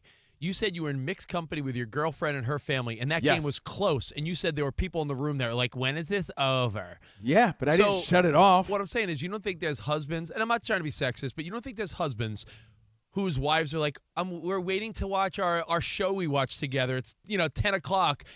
And the husband's like, yeah, it's a 22-point lead. Like, a lot of people tap out. I'm sure it happened, but a lot of people were tuned in to see greatness, and that's what you saw with an amazing comeback. You saw terrible defense. You saw James Harden choking again. You saw Brunson driving right by him, hitting shots left and right. You saw Brunson, in awe of what they were accomplishing. He didn't even know how they did it. We didn't know how they did it. But, yeah, dude, I understand that some people may have missed it. I get it. But not everybody does that all the time. In fact, I hate when people do that because you're missing the opportunity for an awesome comeback, and you're not witnessing you do that with your own team, which I find to be like, odd. Aren't you always rooting for them to come back? Covino will watch a Yankees game if they're losing 8-1. My thought is, see you tomorrow. 162 of them. You're losing 8-1 in the fifth inning. To me, it's like, yeah. Because to me, like, what else am I gonna? Hey, welcome back to the Showgram program, the professional Graham, Covino and Rich. Bunch of amateurs, I know. And for Dan Patrick, and happy Memorial Day, or enjoy your Memorial Day, because we're celebrating the fallen troops that fought for our freedoms. Freedom's not free. Thank you guys for hanging out with us live from the Fox Sports Radio studio. Covino and Rich with Danny G. We're on Monday through Friday, 2 to 4 on the West, 5 to 7 on the East. And if we're not in your city, start chanting like the Angels fans. The No Tarps movement. Yeah, make it happen. Let them know. We want CNR. We want CNR. I'm sure those chants are happening everywhere right now. Yeah, because we got prizes. We got Big Poppy stopping by. We got baseball trivia. And we're willing to take our show on the road to a city near you. So let's make it happen. We heard Gwen Stefani. Ramsey played some No Doubt.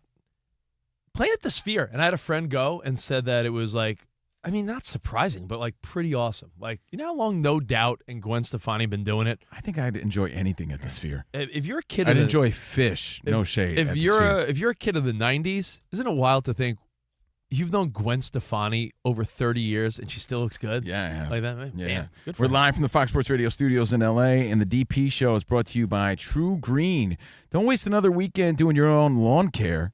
Don't do it yourself. Partner with the official lawn care treatment provider of the PGA Tour and get a golf course quality lawn the easy way. Sign up at truegreen.com and sit back and relax. Phone calls, quick. Most interactive show on Fox Sports Radio. Let's go to your feedback and then a little NFL action. Danny G, who we got? David in Texas wants to weigh in on Brunson. Yo, what up, Dave? Dave, if you're just joining us, the question was, if somehow, some way, the Knicks deliver, not only win tonight or the series, I'm saying if they beat the Thunder or Spurs in the finals, would Brunson leapfrog like Patrick Ewing as the most popular Knick of the last 50 years? Yes. First of all, so glad to be on the show. Love you guys so much. Thanks, man.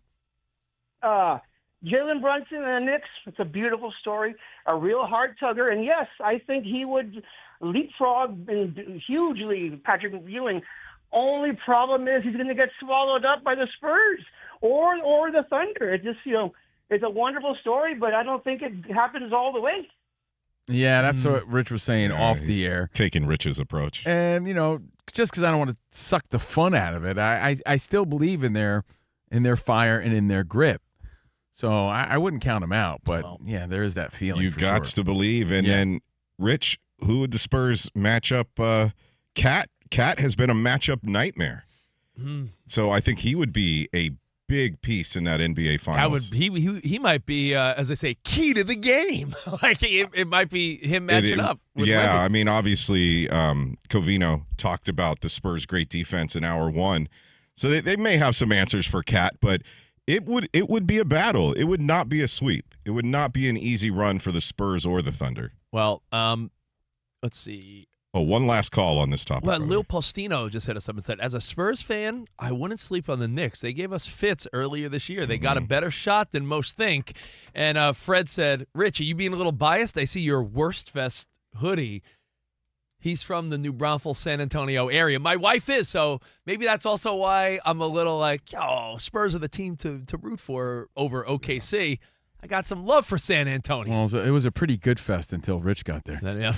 Worst fest. Yeah. Good one, Rob. One more phone call. Yeah, man. Texas is the theme right now. Let's go to Sugarland. It's Roger. Yeah, what's up, Roger? Hey, I love the talk about great teams that just had bad timing because there was someone standing in the way, but I want to start with, to me, one of the greatest leapfrog stories ever, and I give you Kurt Warner. He took the Rams to a Super Bowl, and he came within a heartbeat of taking the Cardinals. Dude, he would have been championship. I mean, Manning later did it for the Broncos, and of course earlier with the Colts. But at that time, he would have been, I believe, the first at that time to win with two different teams, and he was so close. He was a Pittsburgh Steeler foot in the end zone away from winning with two teams. Hey, speaking of the Cardinals, I know Rich wants to talk some NFL, and of course, We still want to talk some fights that happened over the weekend. There's some weak headlines we want to go over that involve Travis Kelce. Big Poppy's got some trivia, baseball trivia, and some prizes. But let's talk some NFL, man, because like you said, it's only a matter of time before we start diving into the NFL again. Did you say Travis Kelce and his girlfriend? And his girlfriend, as Richard Jefferson said 4 or 5 times. Not Taylor Swift, his girlfriend. His right? girlfriend. His girlfriend. Yeah, I like that. And by the way, if you were chugging a beer courtside, would your girlfriend put her head down too? Like, oh, Jesus. Yeah, probably, yeah. Yeah. By the way, not that anyone would care about Taylor and Travis courtside, but that was a big story over the weekend. Do you think that's the closest Taylor and Travis have got to, like, just hanging with the general public? Because think about the security they have on a regular basis. Like, they were just By the sitting way, among the crowd. This is why you can't compare her fame to Michael Jackson's fame. Why? Because Michael Jackson Stopped could the have never Lakers game? sat courtside. They would have had to stop the game because the players wouldn't be able to concentrate. They did. Wasn't there an 80s game where they had to stop the Lakers game, right? That's the point. Yeah, it happened. Well, I mean, he had to leave. The public couldn't handle a Michael Jackson in public. It seemed like they handled Taylor Swift just fine. All right, well, that guy brought up Kurt Warner, so let's go with that perfect transition. Yeah, transition C. To the Arizona Cardinals. There's a story that's been brewing for a couple days, and it has to do with Jacobi Brissett. Oh, this has been brewing for weeks. But it's coming to a head now where they're saying that a rework deal between the Arizona Cardinals and Jacobi Brissett is not even close. Sources are saying they are significantly far apart. And it's sort of a bummer, right? Like, you can only imagine how far apart, right? When you think of the numbers. His deal currently pays him roughly $5 million with a chance to grow by maybe another $1 million or so. The guaranteed money is only $1.5 million. Yeah. Now, if you're saying, hey, Jacobi Brissett, Kyler Murray's gone, you're our guy until we sort of figure out what's next, or if they plan on another guy down the road, or if they're going to end up working towards, is Beck a guy that could start in the NFL, Danny? Yeah, they drafted Carson Beck in the 3rd round, but he's developmental in the NFL. Yeah, like he's going to need a couple of seasons. Like, you got to look at, like, is he the guy? I mean, listen, dude, I'm a Niners fan. Brock Purdy was Mr. Irrelevant, last pick. So you never know where you could find talent in the quarterback position. We know this with Tom Brady. We know this with Montana. Like, not every great quarterback is chosen in the first 10 picks. But the Cardinals are a little lost at QB right now. So if you're saying Jacobi Brissett, your resume speaks for itself. You've been a suitable backup/spot starter, but you are our starter. He's not asking for Joe Burrow, Patrick Mahomes, Justin Herbert, Brock Purdy, Josh Allen type of money. He's not saying, I want $50, $60 million. But don't you think if you're a starting quarterback in the NFL, just by pure comparison and pure numbers, any starting quarterback should be in the a minimum 20-something million? That's less than half of some of those guys that you mentioned. Good math, Steve. No, seriously. I mean, I think he's got a point there. So like, we're quick to take the side of the player over the organization. You always got to fight for the little guy, right? We're talking billion-dollar franchises and a quarterback that gets a certain amount of time to make his money in his life and in his career. You could say that he's got this opportunity, but you could also say that he's earned this opportunity. If there's someone better, then why don't they have him? So regardless of what they think about him, he's got the starting job. Does he deserve 40 to 60 million? No. But, 20 million? Absolutely. I mean, he's the starting quarterback of an NFL team. Danny, I'll do a little more digging during the break in a few, but I'm not seeing exact numbers, but I have the latest article about this pulled up. It says he is seeking at least $20 million for this year. Stats. His numbers stand up. He passed for 3,366 yards and 23 TDs, career highs. From week 6 on, when he took over as the starter for AZ, he was first in the league in completions and passing attempts. He was second in passing yards. So like we said, he earned it, right? Yeah, it's not like he's a charity charity sort of case here. He earned this position. Now, and then they put it only in got perspective, one though. win out of that, so the Yeah. W's weren't there. I mean, That's a team then thing. if there's someone better, then get him. He's the Hold guy, on. right? Rick- Kyler Murray was making over 46 a year. Rick hit us up and he goes, guys, Jacobi Brissett is ass. Come on. I mean, But he's not asking sorta, for Kyler Murray money. but And it's what the position calls for. So, for example, put yourself in that perspective in that situation. If you and I were, working and we got the Dan Patrick gig, right? Yeah. I'm not expecting Dan Patrick money. Well, I shouldn't say that out loud, should I? No. Right? But you want to get something in between because you earned it. Yeah, I know what you're saying. If you're starting in the NFL, because you're still doing the same job. It's a step ladder. They need to meet you halfway up that ladder. There's 32 NFL teams. That means you are one of 32 men that got a starting job in the NFL. People just don't like the story because even $20 million sounds like a lot to the average fellow. But when you're saying that's half of what other players made at that position, at the Cardinals especially. Like I said, Kyler Murray was making over 46. Look what he did. Think about some of the great deals that were considered bargains when guys like Baker Mayfield and Super Bowl champion Sam Darnold made in the $30 to $40 million range. What were they considered? Bargains. Anyone under the moon would expect something competitive if they're doing that job. It doesn't mean he deserves superstar money. It doesn't mean he should be making – I mean, Jalen Hurts is not even top 10. He's making $51 million a year. Yeah. He's saying 20-something. I think that's fair in the NFL for a starting quarterback. Put it in perspective to the average guy. If you're working in an office, middle management, maybe young dude or young woman in the workplace, and you're on your come up, and your contemporaries are all making six figures, and you're like, could I at least make like half of that? He's asking for like half of the going rate, essentially. Well, the top is going what? rate. Dak Prescott's the top, right? $60 million a year. I'm pretty sure that's so what he's asking for. Is he a he's third? asking for a third. Is he a third of the player that Dak is? Because it's a starting quarterback job. That's how you have to look at it. He earned it. They're not giving it to him because he's a swell fella. Hey man, we picked your name out of a hat. That's not what's going on. So you got to look from his perspective. Like, no, I'm starting because I'm the best you got. And I might not be worth all that other money, but it's still a starting quarterback position in the NFL. That's got to be worth something. Yeah. And if he's saying $20 million, it's got to be close to that. And the other option is Gardner Minshew. Gardner Minshew or Carson Beck. And they're saying, does he? Well, Minshew's also coming off of injury and everything else. And also Minshew, he's proven to be just a straight up backup. Yeah, Minshew is a really great backup, fun backup. And Spark plug. I say this politely because I credit all these guys for just making it way further than we all did in the world of sports. Oh, hell yeah. But Gardner Minshew got to where he is a little bit also based on the fact that he's a really personable, fun player, like Minshew Mania and everything. Like if he was just a regular backup, he's a good jolt for the offense. Yeah, he's a jolt, and he's a good locker room guy as well. I think he's a perfect backup. But I do think though Jacobi Brissett is probably a more formidable option for a team rebuilding like the Cardinals. And you got to pay your QB. It's the position you got to pay, and I just think that. It might sound like a ton of money for Brissett, but then they're just taking advantage of the guy.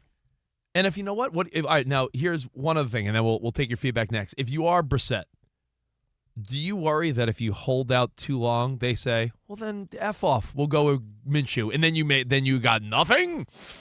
Do you believe that? No, they're going to go with me, because the other option would be if he's stubborn and they're like, "Yeah, no, we're just not doing that."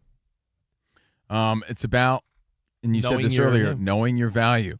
And the more confident you are in that, then you could hold out for as long as you want. How much better is he than Minshew? He must know and believe that he is. And I believe that he is. So, again, it's about fighting for the little guy. Yeah, I would feel the same way about you. If you're doing the same job as some other guy's been there for years, I'm not saying you should be making what he made, because he got to a different place in his career. But they can't lowball you either if you're doing the same job. Dude, feedback is wild. I'm looking at our in-show. People are saying he hasn't earned crap. This guy wants to make $20 million, but yeah. Well, if you were doing that job, what would you expect? Where's the leverage? People are saying, yeah, they could just tell him to beat it. So it's the starting quarterback job, regardless of what you think about, his qualifications. He's got it. All right, well, you know what? Your thoughts. We'll take your feedback next at 877-99 on Fox. Plus, we'll do Big Poppy trivia, give away some prizes, talk a little more NBA, NFL, all coming up right here. In for Dan Patrick, Covino and Rich.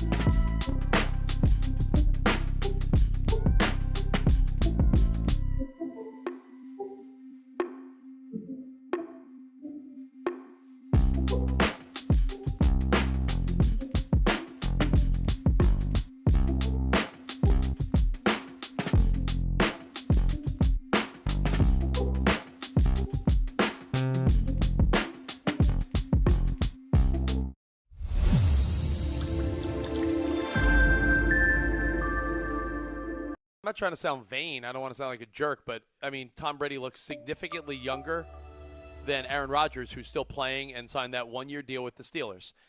Here's my question for you. It's more of a question about life, not just sports. But follow me here. So it's not necessarily about Aaron Rodgers, Danny, so you don't have to get all mad. Does it matter when you experienced it?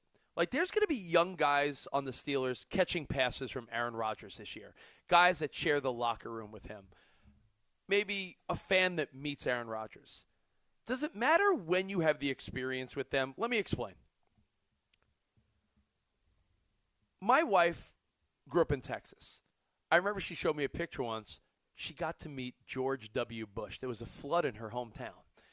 And she's like, yeah, it's when he was governor. I'm like, oh, you met him as governor, not when he was president. She's like, does that matter? I go, well, sort of.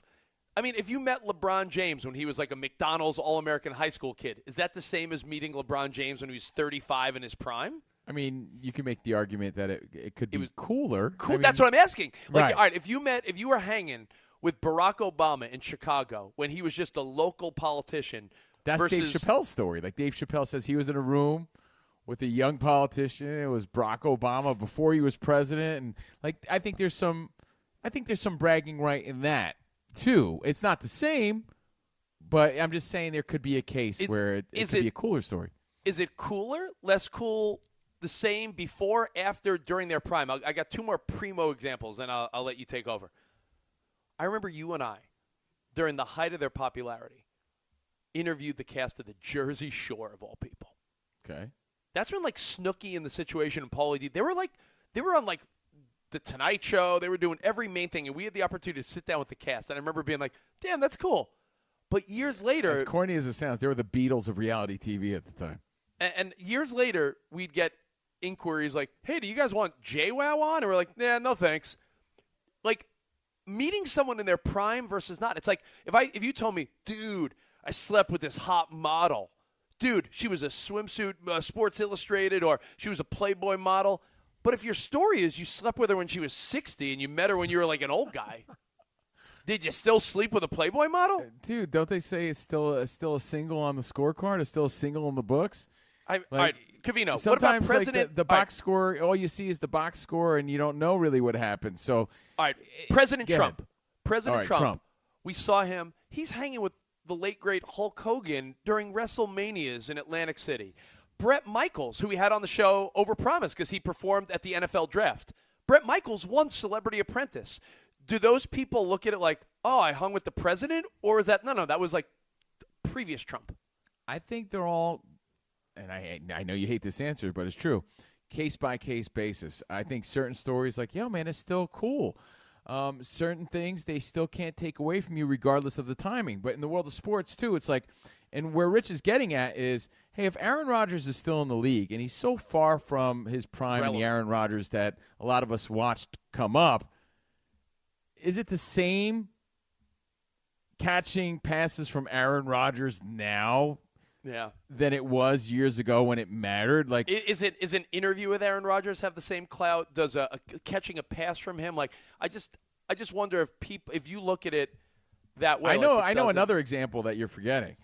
Rich and I had the honor of, we had our own TV show. You just heard a caller before. He listened to us on ESPN Radio. Yeah. We also had a TV show on ESPN. And hadn't COVID gotten away, it'd probably still be on the air.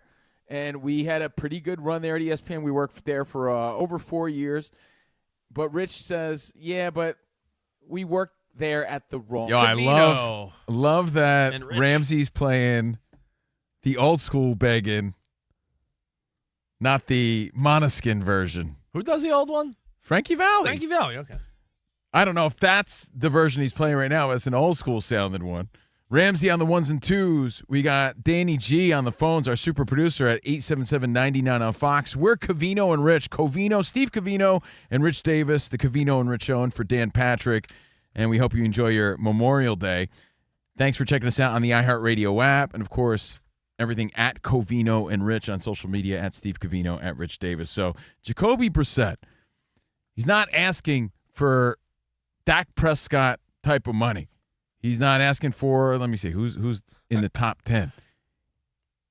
I just want to give you who's number 10. He's not asking for Lamar Jackson money, $52 million a year. Dude, he's asking for 20, and the sentiment is 20 for the starting quarterback job. There's two sentiments. You know what it says? What's the value of that job then if you're not willing to pay? Two sentiments. Should an NFL quarterback automatically be paid a certain amount if you're a starter in the NFL versus, I'm not just going to give $20 million to Jacobi Brissett. So you got to decide what side of this argument are you on? Like, is he the best option they got? If not, why are they starting him? I know what you're saying. There's so 32 men that get this opportunity. If he's not deserving of let me ask you seriously, Rich. Serious question. Would you wake up extra early in the morning to do morning radio if you're not getting paid for somewhere in the competitive morning radio job? No, then you're doing a job. There's a certain value to that job. Do you know your value?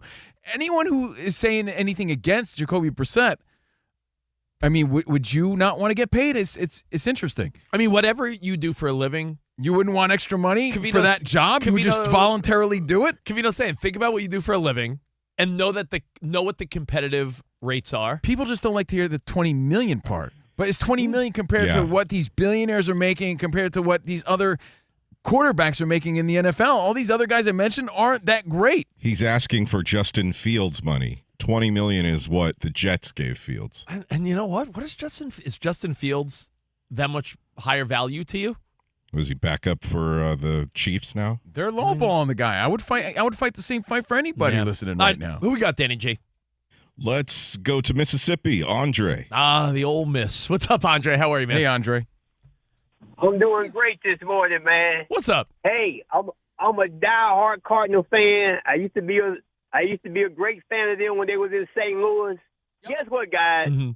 I would cut him. Cut him. We suck. We not going to win any games this year. Look at our schedule. Look at the first 13, 14 games. So you're saying you're not going to win, so why pay this guy $20 million? Like, just pay someone $5 million. That's a fair point then. You know, the fans don't want to hear that, man. Yeah. He sounds like Angels talk. Then you're calling it in. Yeah, you're expecting fans to show up with that type of attitude. If they were like, well, screw it, and then give Minshew a BS starting job, the fans are not going to show up, and they're going to know that. So you want those numbers Jacobi ended the season with last year with a better unit around him on the field. But at least what he said makes more sense than just not paying your starting quarterback.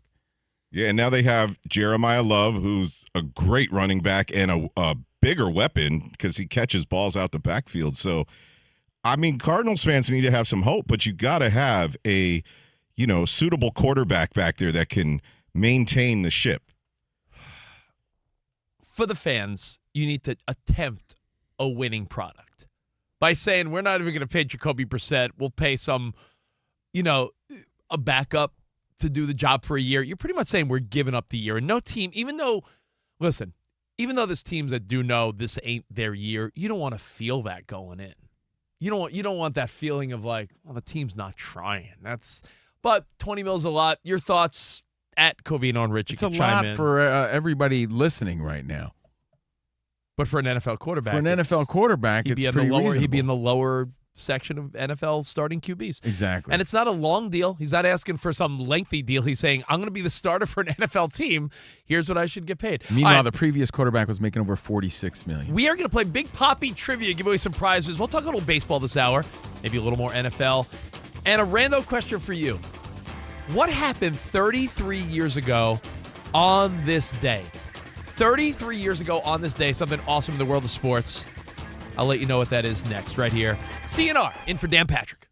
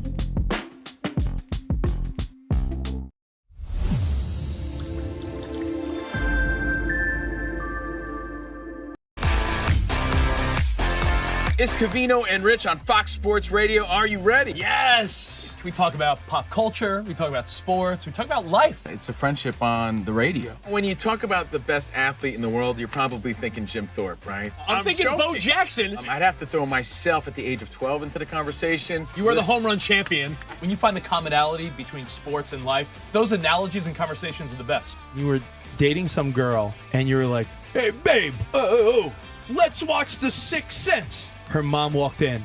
Can you believe he was dead the whole time? I wanted to get up. Well, slow down, Dana White. I don't want to say It's never boring. If the Chiefs win. Sorry, Patrick Mahomes here. What do you mean by if the Chiefs win? Our friendship is real. It's authentic. You can't fake the fun. We're the type of guys you'd want to hang out with at a sports bar. Best way to pick someone up at a bar? Yeah. Go up to a cute girl and say, oh, look at that bozo over there. And I'll point to you. We could make fun of each other, poke each other a little bit. I call him Blubber Lips, Rich Davis, because he never stops talking. He thinks he's the Mexican Fonz. Yeah. At any point, he's wearing a chain. You have a chain on? Always. Of course he has a chain on. That's like asking me if I'm wearing cologne right now. Of course I am. We take a lot of pride in being inclusive and interactive on our show. Just the more the merrier. Josh, Covino thinks that every man should own a leather jacket. I only wear vegan leather. Can you believe this guy? I can't believe this guy. We have a very special connection with our audience, our listeners. People feel that friendship. And I appreciate y'all's show. I love it. It's all for you. Thank you. Mike Tyson, Covino, loves to just challenge us with random Mike Tyson trivia. Which accomplished celebrity purchased my sprawling Connecticut estate? I'm going to go 50 Cent. You are absolutely correct, 50 Cent. I love his song. You can't schedule a big event during a big sports moment. My family member scheduled their wedding the same night as a Julio Cesar Chavez fight. Everyone was glued to that fight instead of doing the electric slide. This is weak. Unbelievable. You're very tricky. America, you got sports, you got fun, you got us. Covino and Rich. We're crushing it.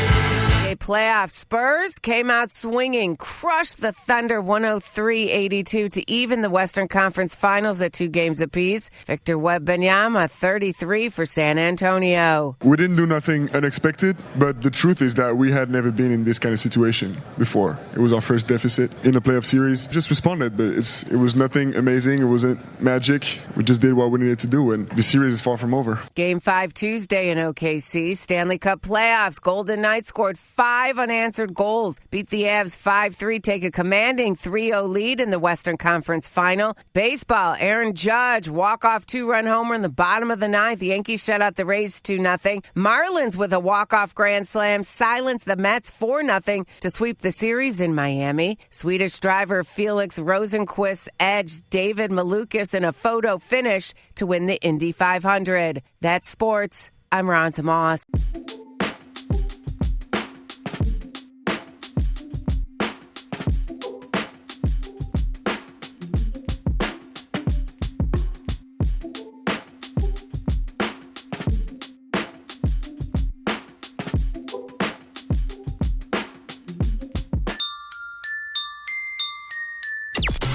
Dan Patrick. Welcome to the Dan Patrick Show. We are the most unathletically decorated show in radio history, I think. America's most revered sports talk show. Respect the position that you have. But today, Dan Patrick and the 4 Danettes are not here. So sitting in for Dan Patrick and hosting the Dan Patrick Show, here's Steve Covino and Rich Davis. Don't be that sad.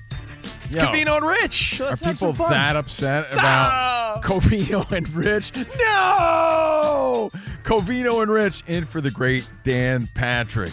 And based on our previous conversation, I expect Dan Patrick money. Yes, if we ever fill in for him more. No, I meant for today. Oh, okay. For today and moving forward, yeah. Yes, I expect all his sponsors to give me freebies, too. Now, that would be ridiculous, right? That would be like Jacobi Brissett saying, I expect Dak Prescott money because I'm a starting quarterback in the NFL, so I just... No, he's not saying that. He's saying something reasonable, and I don't know, it's a starting position in the NFL. Yeah, not reasonable to... Have you made it that far in your life and career? I think it's pretty stellar. It's worth something. That job itself has value, and knowing your value is key. Not reasonable to a regular fella, but for a starter in the NFL at the quarterback position, as dude, the feedback's coming in quick. But let's see, Joey Elbow said Covino making sense in that denim jacket. You know, I got everybody fooled. It looks like a sweet denim jacket, but it's like nice and fluffy. It's like a soft material, but it looks like denim. That looks like not. he's John Cougar Mellencamp. Yeah. Let's see, John Cougar. Johnny said, "Yo, Brissett could spin it," and then Sailor 32 chimes in and goes, "There's more to being a quarterback in the NFL than spinning it.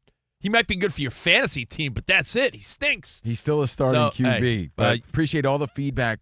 You could see my jacket. You could chime in live. Man, if there's never been a reason to go on the YouTube channel. You could watch what you hear at Covino and Rich FSR on YouTube. We're streaming live, chiming in, chatting it up, chopping it up. Lots of places. You can listen to YouTube.com/at Covino and Rich FSR. You'll listen to the podcast later if you missed anything. The iHeart app, anywhere you listen to and on the YouTube channel, in about 15 minutes, we're going to debut what our new summer prize is going to be. I love giving away merch and swag. People love free stuff. So we'll give away some prizes with Big Poppy trivia. But I teased you. I said something happened in the world of sports 33 years ago today. Can you pinpoint 33 years ago? Think of where you are now. We're talking NBA. We're talking some football offseason. We're talking, May baseball. 1993. Oh, on this day. I led the state in hits. Union, New Jersey, bro. Is that what you're going to talk about? That was not what I was thinking. Oh, I thought you were going to say, 93. I'm not talking some good early 90s grunge rock. I'm not talking about your flannel shirts 93. Or your mushroom haircut. Something happened in the world of sports. All right, give me another hint. 93, 33 years ago. All right, we were just talking about how Jalen Brunson could bring the Knicks to glory that even those 90s Knicks couldn't do. But something pretty cool happened on this day. Something Jordan related. Well, you're on the right track, dude. Something Jordan related, 93. Baseball. Nope. Today was the day. That was the next year. Oh, yeah, that was 94. Dang. It was the day that John Starks dunked over Jordan. Ooh. And every kid in Long Island and Queens and Brooklyn had that Poster. Starks dunking over Jordan poster that following year. Yeah, they made awesome. They made a poster about it. You bought it at Spencer's Gifts. But that poster of Starks dunking over Jordan, which was, I mean, the only moment where Jordan ever looked vulnerable in our life up until that point, right? Because it was like in that moment he was like just so. Back to baseball. He looked vulnerable then, Yeah, too. He looked vulnerable in the batting box. But, today was the day Starks dunked over MJ 33 years ago. Feel old yet? On this day. That elevation he had on that dunk, it was like he went up 2 extra tiers. I think he lifted off Jordan's shoulders It or was something. great. He It pushed was off. like rocket boosters under his sneakers. Dude, that was so dope. Yeah. All right, so everybody remembers that moment, and it seems like the Knicks got that magic again, maybe more so. Now, before we get into Jaxson Dart, okay, because this story's kind of wild, I do want to say that there were some good fights over the weekend. So, of course, I hope you had a Golden Knights up 3-0 sort of weekend, a Coach Rich's baseball, West Hills baseball sort of weekend, a Knicks weekend, but I already said an Alexander Usyk sort of weekend. Still undefeated. Usyk's still undefeated, but this dude, Rico, now I'm a fight fan. I had no idea what this dude was about. No idea, because he only had one professional boxing match. He was a kickboxing champion, like a world champion. And I knew this guy was big and ripped, but this guy came in looking like Soda Popinski. Remember how big Soda Popinski looked? I mean, we all played Punch-Out. Of course we know Soda Popinski. But, remember how big he looked, all hunched over compared to Little Mac? That's how this guy looked, all hunched over, diesel, ripped. And that doesn't translate to anything in the world of boxing, but this guy could fight, right? So you're like, dang. And he, by the way, just for the record. Did Usyk age overnight, or is this guy really good? Usyk looked a little different. He was rocking a different hairstyle. Yeah. I mean, yeah, and Father Time, kicks in always. I was like, for a minute, I was like, yeah, Usyk looks different.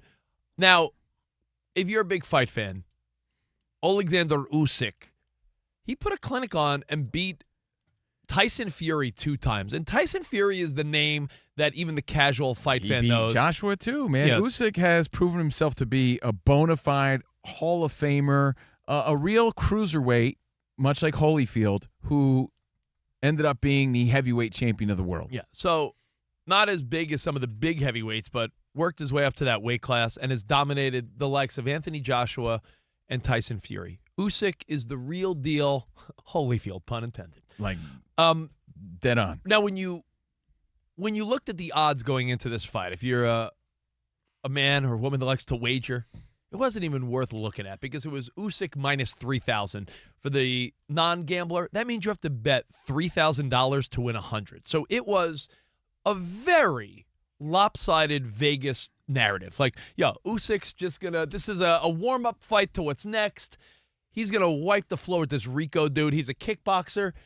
And this fight was on in the middle of the day because it was in Egypt. By the way, one of the coolest backdrops I've ever seen in any competition. They had the pyramids all lit up. So Turkey Al-Sheikh doing crazy things to create these big fights. But again, Usyk fighting Rico Verhoeven.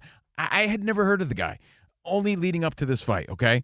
But this guy fought his ass off, and he beat, in my opinion, forget about the scorecards because they said something totally different, but judges are weak. We know that.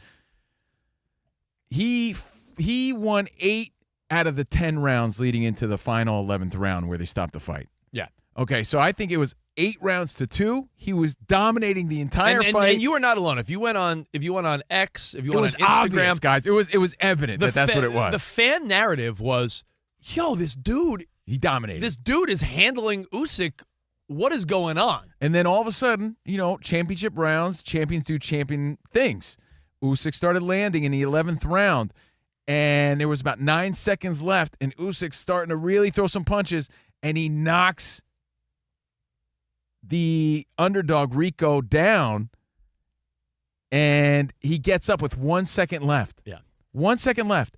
If he just would have powered through that round and maybe lasted the 12th and final round, he wins the fight. He probably, based on the judges' scorecards, probably not, but he should have won the decision if he got up. If you the thing is, they stopped the fight prematurely with 1 second left in the 11th round, and everyone screams, robbery, robbery, robbery. And I will say this, you can't say robbery on a TKO, okay? The dude's bell was rung before the bell was rung. And I got to say this.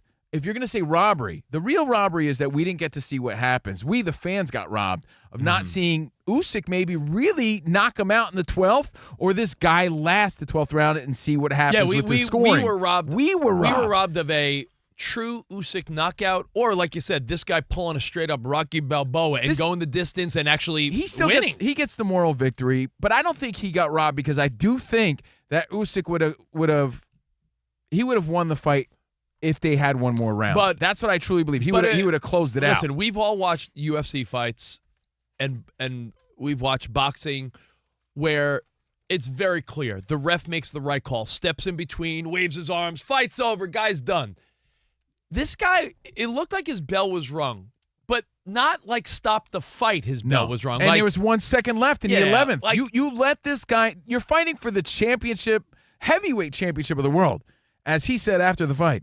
And I expected him to speak like, Rico Verhoeven. Hello. He was like, let me die on my own sword. I was hurt in the moment, but I could have went one more round. Let me at least fight for it and do my best, because he was so close to winning that fight. And now that sets up for maybe a rematch. We don't know, but Usyk he got exposed on the big stage, as we spoke about first hour. Now, a lot of people are like, well, that's the problem with fighting. That's the problem with boxing and blah, blah, blah. Still entertaining, and like I said, if there was any robbery, we got robbed to see what happened. Yeah. We got robbed seeing Usyk maybe knock him out in the 12th. I'll tell you what, we as boxing fans usually get robbed of seeing the big fight. Like Gus the Bus hit us up on the in-show chat. Yeah, I'll add this. He said we should have saw Anthony Joshua Tyson Fury 10 plus years ago, and we're finally going to get it on Netflix now. You're finally getting That's how we felt about Mayweather and Pacquiao. That was a fight we saw a decade plus too late. From what I saw, I watched the fight. Yeah, but this guy Turkey's making those fights happen now. I watched the fight on my phone, so it wasn't on the big screen. It wasn't like maybe I didn't get the full vibe, but I thought that Rico put a whooping on him, and he did. And I really thought that, and that's a moral victory. It was stopped prematurely. The end. It was, no question. Even though he was rung, I think he would have gotten knocked out eventually, but it does set him up in the future for another heavyweight fight or another chance at a belt, maybe a Daniel Dubois sort of matchup, maybe a rematch. We'll see. But for those saying that fighting's dead, I also wanted to make this point. Hello, did you see Ray J get knocked out this weekend? Did anyone see Johnny Manziel win over the weekend? Did you see these lame celebrity fights? I just want to call out the fact that some guy named Super Hot Fire, Dwayne Deshaun, Raw, knocked Ray J out on what Ray J said after the fight was not supposed to go that way, so implying a fix. This was all at something called Brand Risk 14. Not supposed to go this way. Did you see Ray J's eyes after he got hit? Yo, he had a knot on his head, too. And Ray J, by the way, not to be insensitive, am I like losing my mind? Didn't a month ago he said like I'm on my deathbed? Yeah, he did. I don't even know what that means. This or was how that his happened. Make-A-Wish dream. So Ray J got knocked out. Again, if fighting's fixed, I just want to point out the fact that Ray J was supposed to win and got knocked out. Yeah, that's what he said. Johnny Manziel came out looking like he had a sixer. He looked like butter. He looked like. Did you see him? He looked butter 3 months in pregnant. the belly. He looked like me. I'm not a former Heisman winner. Johnny Manziel. He actually fought with a lot of aggression. Again, this was sort of it was an MMA bout, but he beat that Bob Menery guy. And Michael Beasley fought Lance Stevenson. Did you guys see this? Choke out. Yo, it was it looked competitive. It looked like Beasley had some fight in him, and it looked like he could actually throw a punch or two, and then Stevenson choked him out, tapped him out. But those other fights also happened this weekend. So for those of you who say fighting's boring, I just wanted to correct you and say, hello, Ray J got knocked out this weekend. Danny, you were quick to hit us up and say, like, yo, Manziel couldn't get in better shape than that? Yeah, you would think, especially, like, it shows that he really doesn't care what anyone thinks. If I was gonna be in a ring with my shirt off, I would be hitting the gym so if hard. If we're going tarps off at the Dodgers game, I'm hitting the gym. I'm working harder than that just to go to Santa Monica during the summer. Seriously, you're on a celebrity pay-per-view event. You would think you get a little ripped because he's got to be capable of it, right? But he got the win too, and props to him for that. So there were some good fights over the weekend. Now people are fighting in the Giants locker room. Yeah, I was going to say, the fight extends to the New York Football Giants, or does it? Apparently it's been all cleared up, but if you missed this over the weekend, Jaxson Dart introduced President Trump at an event in New York. What's up, what's up, what's up? What's up? What's up? Yeah. What's up? What's up? Look, Big Blue Nation, it's a pleasure to be here. I got to start this off with a Go Big Blue. I'd love it if y'all would follow with me. Go Big Blue. Go Big Blue. Go Big Blue. Go Big Blue. What an honor, what a privilege it is to be here. And without further ado, I'm grateful, I'm honored, I'm pleasured to introduce the 45th and 47th President of the United States of America, President Donald J. Trump. Did he say 47th? The 47. 47. Did he say he was pleasured? He was pleasured, too. I noticed that. I was like, wow, he really enjoyed this opportunity. By the president? Here's the thing.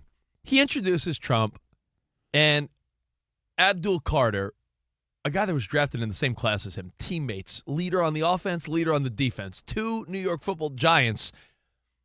Carter went on social media and was like, yo, what are we doing? I thought this was AI.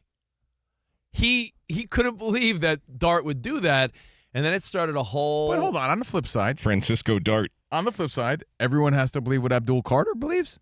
So, there's 2 ways to look at this. No. I think people need to be able to coexist despite their political leanings. Well, that's our right as Americans I've on seen, this Memorial Day. I've seen many people talk about how every locker room, every clubhouse is going to be a mix of people with different political ideals, religious beliefs, everything. And it's always been that way. way. And you come together on the field as a team. You think that you're going to hit any locker room in any sport and have political cohesion? Every locker room in America, every clubhouse, I hate to tell you, it's 50-50. Hey, let me ask you this. Ready? The president asks you, forget about your political leanings. Right? Because I like to think Rich and I are right there down the middle somewhere, depending on where we are. If we're here in L.A., we're 2 leaning on the right. If we're, in Texas, we're 2 leaning on the left. Just depends where we are. Yeah, depends on who you talk to. If you're down the middle and you talk to a super liberal, they'll tell you you're a Trumper. Right. If you're down the middle and talk to someone super Republican, they'll call you a liberal weenie. It depends where you stand. That's where we are, really. Yeah. We think we're in the middle somewhere. Now, if someone asked your sorry ass to introduce the president, have we forgotten, political association aside, that that's supposed to be an honor?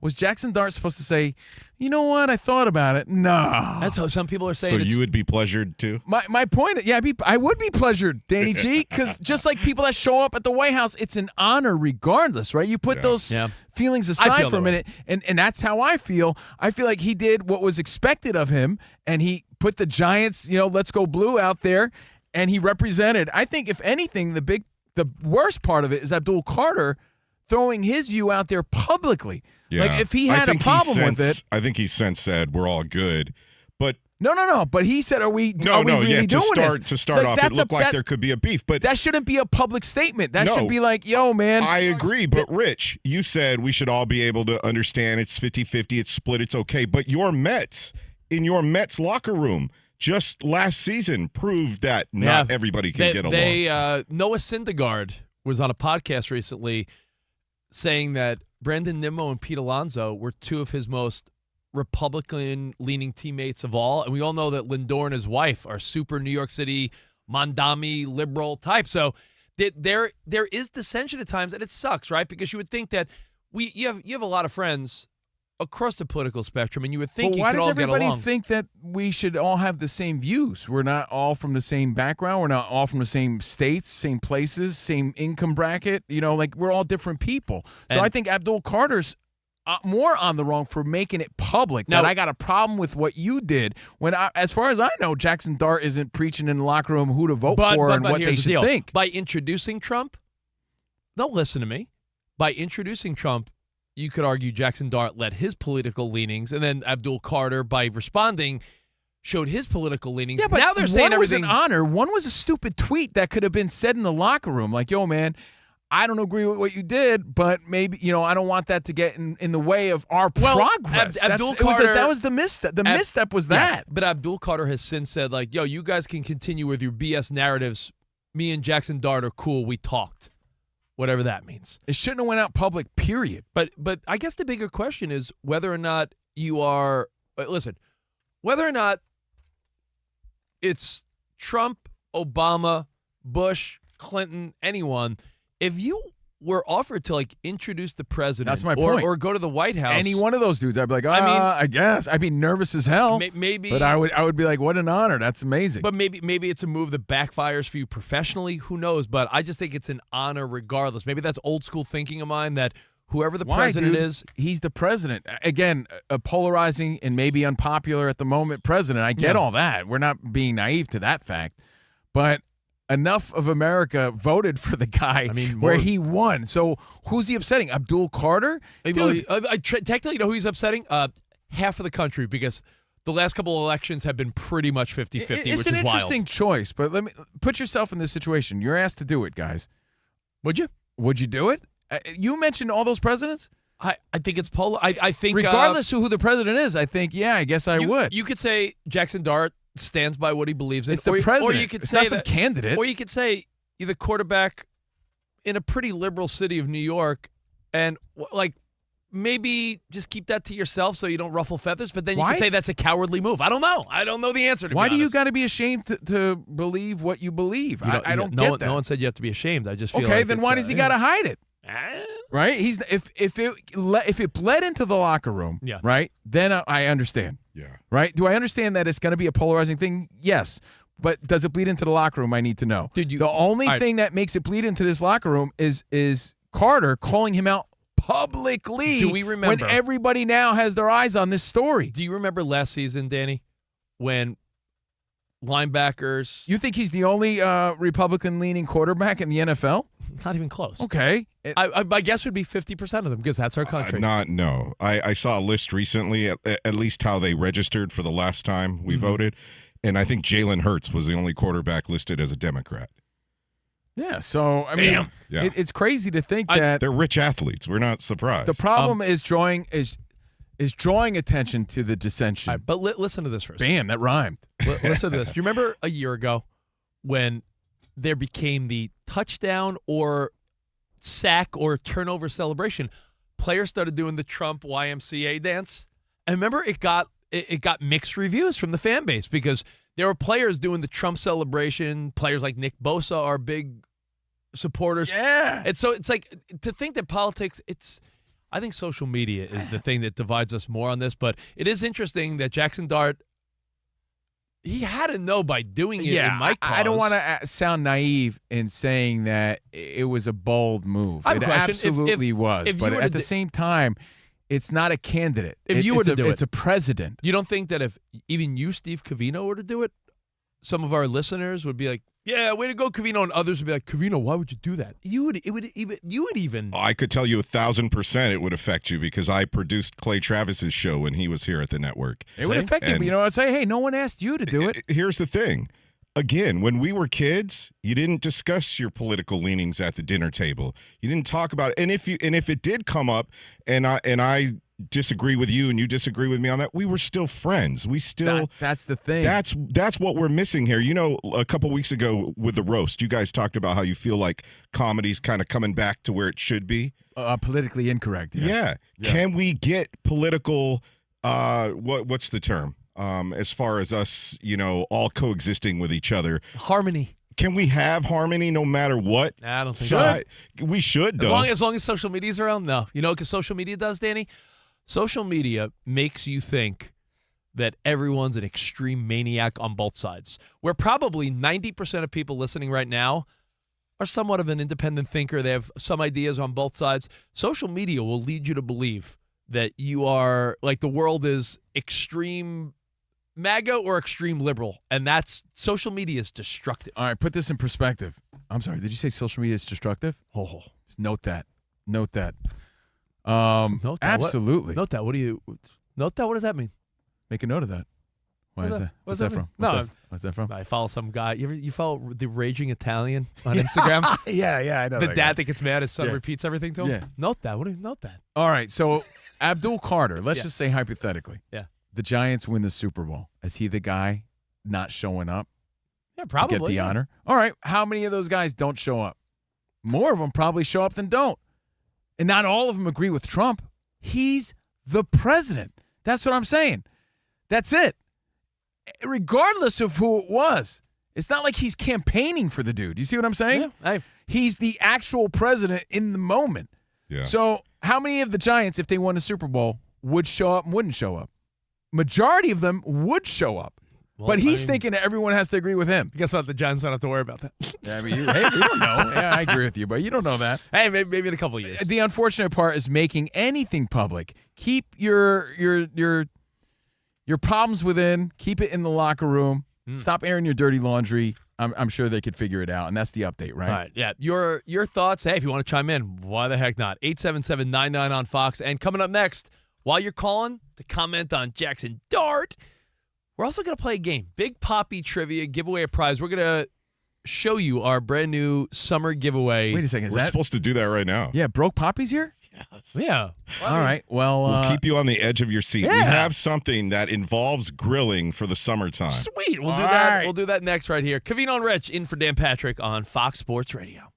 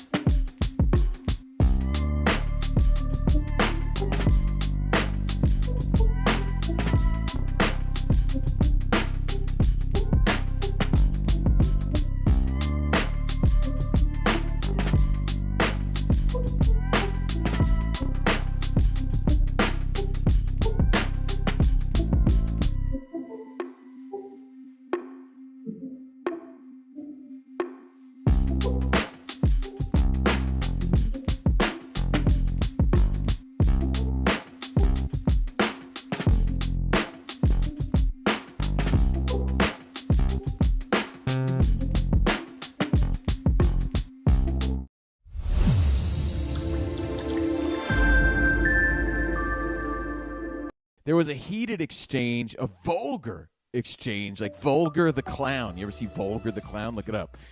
PCA, who is this all-American dude. We saw him in the WBC representing USA. He's a young star phenom outfielder for the Cubs.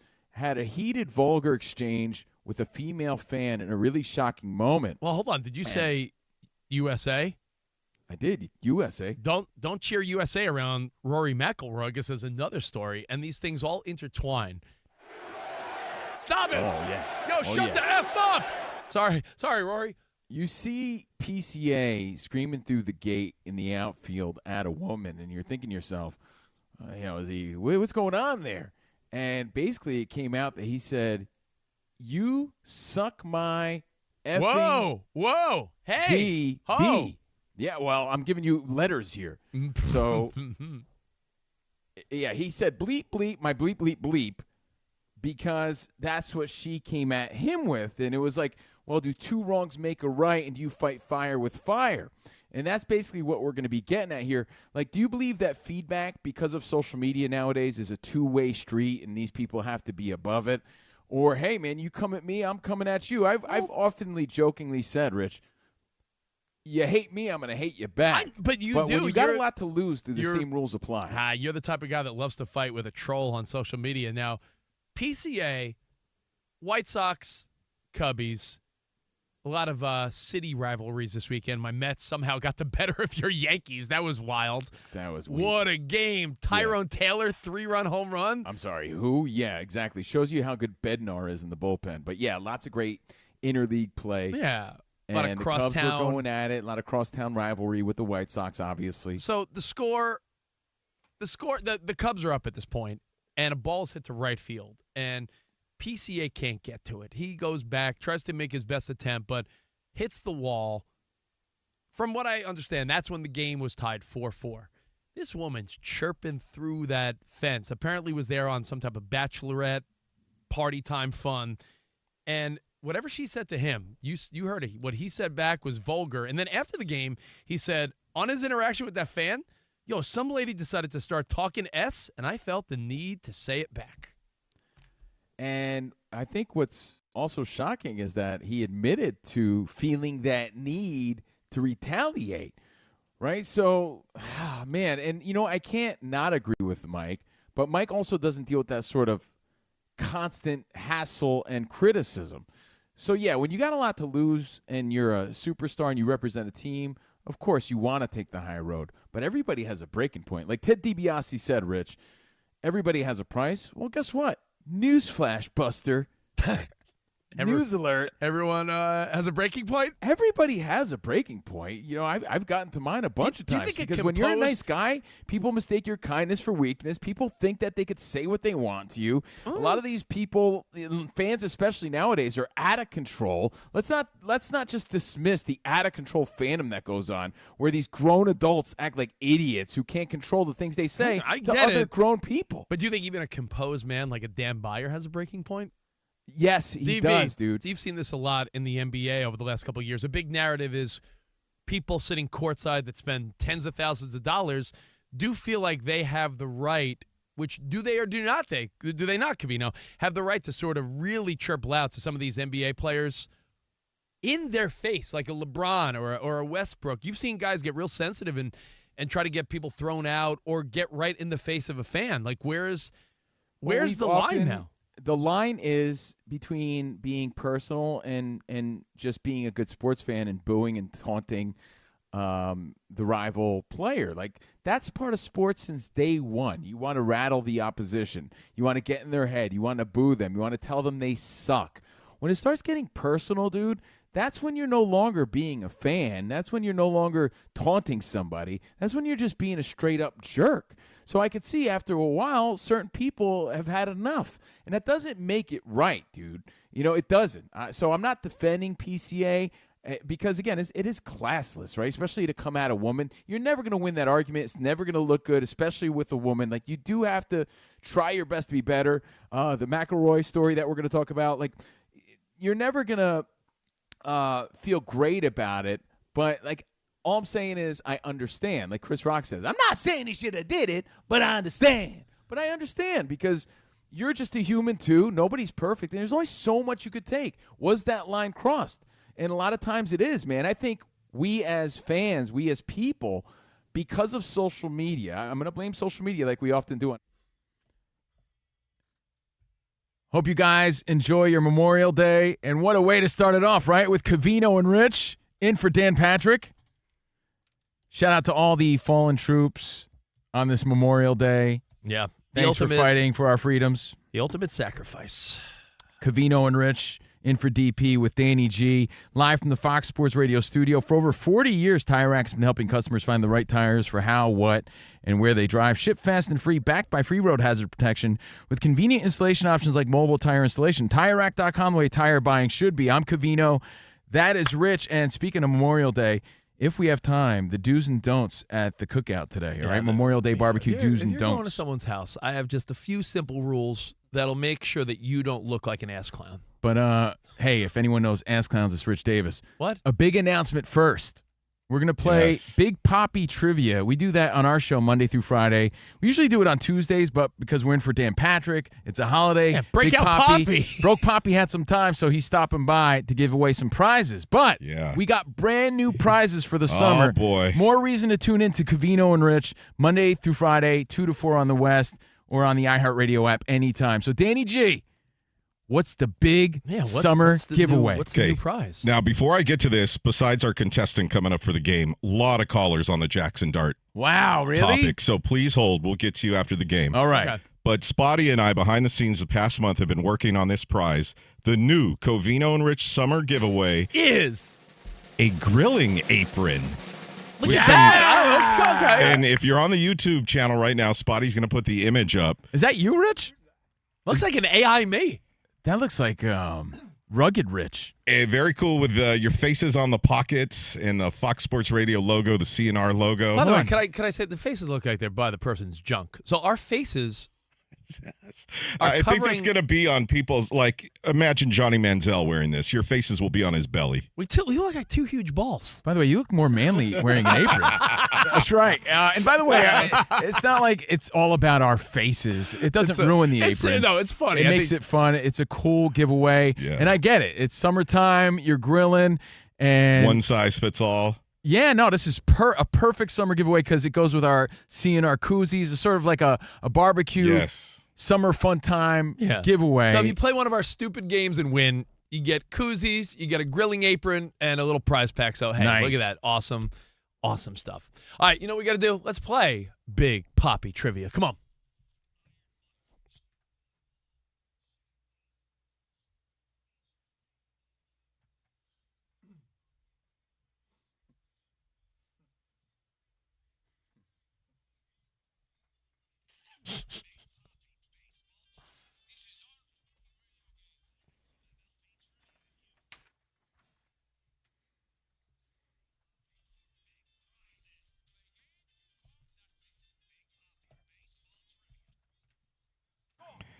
All right, FSR Security walking broke Poppy into the main studio. Happy holiday!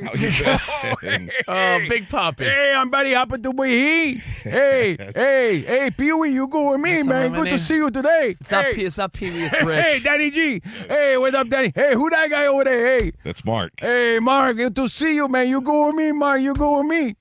Hey, Big Poppy. Happy What's up? Memorial Day or something like that.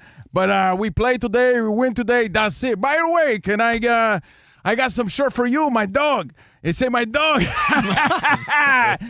tarps off for me, you know. Hey, did you want tarps off for me. Do you want an apron with our heads on That's it? what I was gonna say. Thank you, gracias. Okay, let's go. That's all right. I'm busy today. We'll trade you a grilling apron for one of your shirts. By the way, where's Derek at? Let's meet the contestants. One-time winner, Rich Davis. Hey, what's up? This is one of our newer games. Okay. And in for two-time winner, Dan Byer, is Ian. What's up, Ian? Hey, Ian, I'm very happy to be here. All right. Look at the Hey, good to see you, man. You go with me, Ian. Ian. Is that how you say Pee-wee? All right, Ian. Poppy, don't abuse the help. Okay. All right, on the studio lines, trying to get one of our new prizes. Hey. Chuck in Louisiana. Hey, Chuck. That's a good name. What's up, bud? How you doing? Hey, I chucked the ball. I chucked the ball. You hit the ball. I chucked the ball. All right, let's go. All right. Here are the rules for Big Poppy Trivia. The first contestant with two correct answers is the champion. If there's a tie, we have a tiebreaker question. Two-time champion he. Your name is your buzzer, but you got to wait till all three possible answers are read. If there's two wrong answers in a row, we move on to the next question. Are you ready? Let's go. Play ball. Okay, Chuck, you play today, you win today. That's it. Okay, I'm here. I could be here. Big Poppy Trivia. Who is the first modern era player to win the batting title in two different leagues? Ooh. Who is the first modern era player to win the batting title in two different leagues? A. Pete Rose. Pete Rose? How you say Pete Rose? Yes, Pete Rose, yeah. B. DJ LeMahieu. How you say DJ? How you say DJ LeMahieu? DJ LeMahieu. Or C. Larry Walker. Chuck. Larry Walker. Larry Walker. No.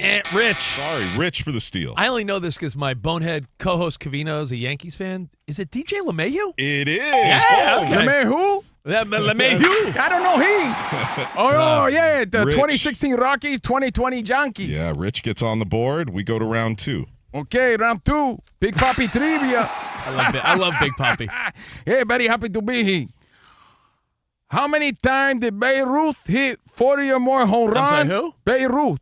Oh, Babe Ruth. Okay, Babe Ruth. Okay. Babe, how you say Babe? Babe Ruth? Yeah.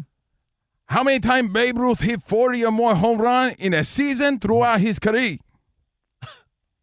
A, 13. Okay. B, 11. 11? No, 11. 11 okay. or something like that. Or C, 9. Ooh. A, 13, B, 11, or C, 9. What do you think? Chuck, what do you got? 11. Yes, 11. Oh, there you go. Bam. Good guess, Chuck. Yeah, you could be here. All right, Chuck, halfway to one of our CNR grilling aprons. Okay. We go to round 3. Big Papi trivia. What was I once quoted saying about fun? A, you got to have fun out here, or else what the point?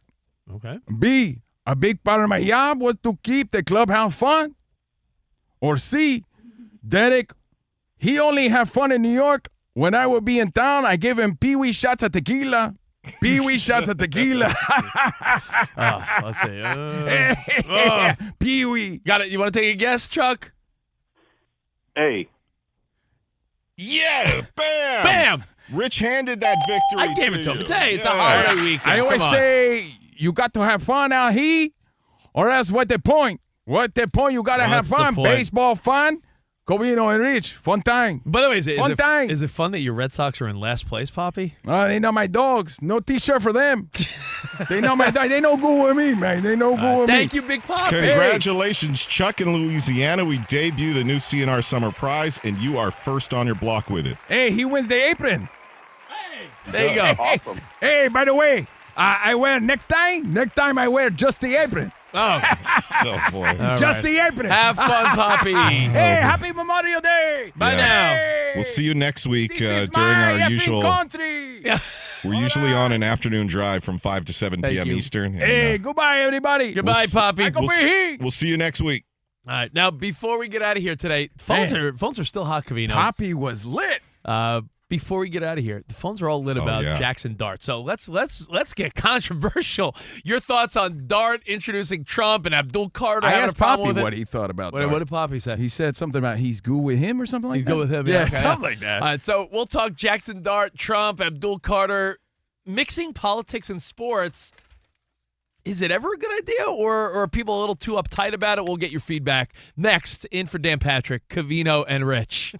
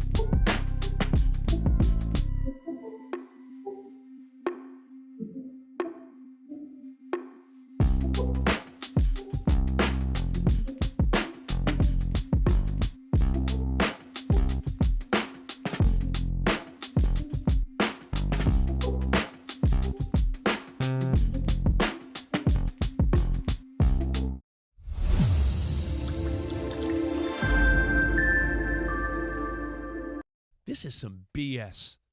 Not only do my Mets suck. Where? I'm going to cry about it. Not You only sports baby? not only are my Mets Somebody sucking, rub some Vicks Vapor Rub on his little sports baby. my feet And some Desitin on his little booty rash. You little sports baby. You want a bib, you little sports baby? Let me tell you something. We have to fly on chartered planes.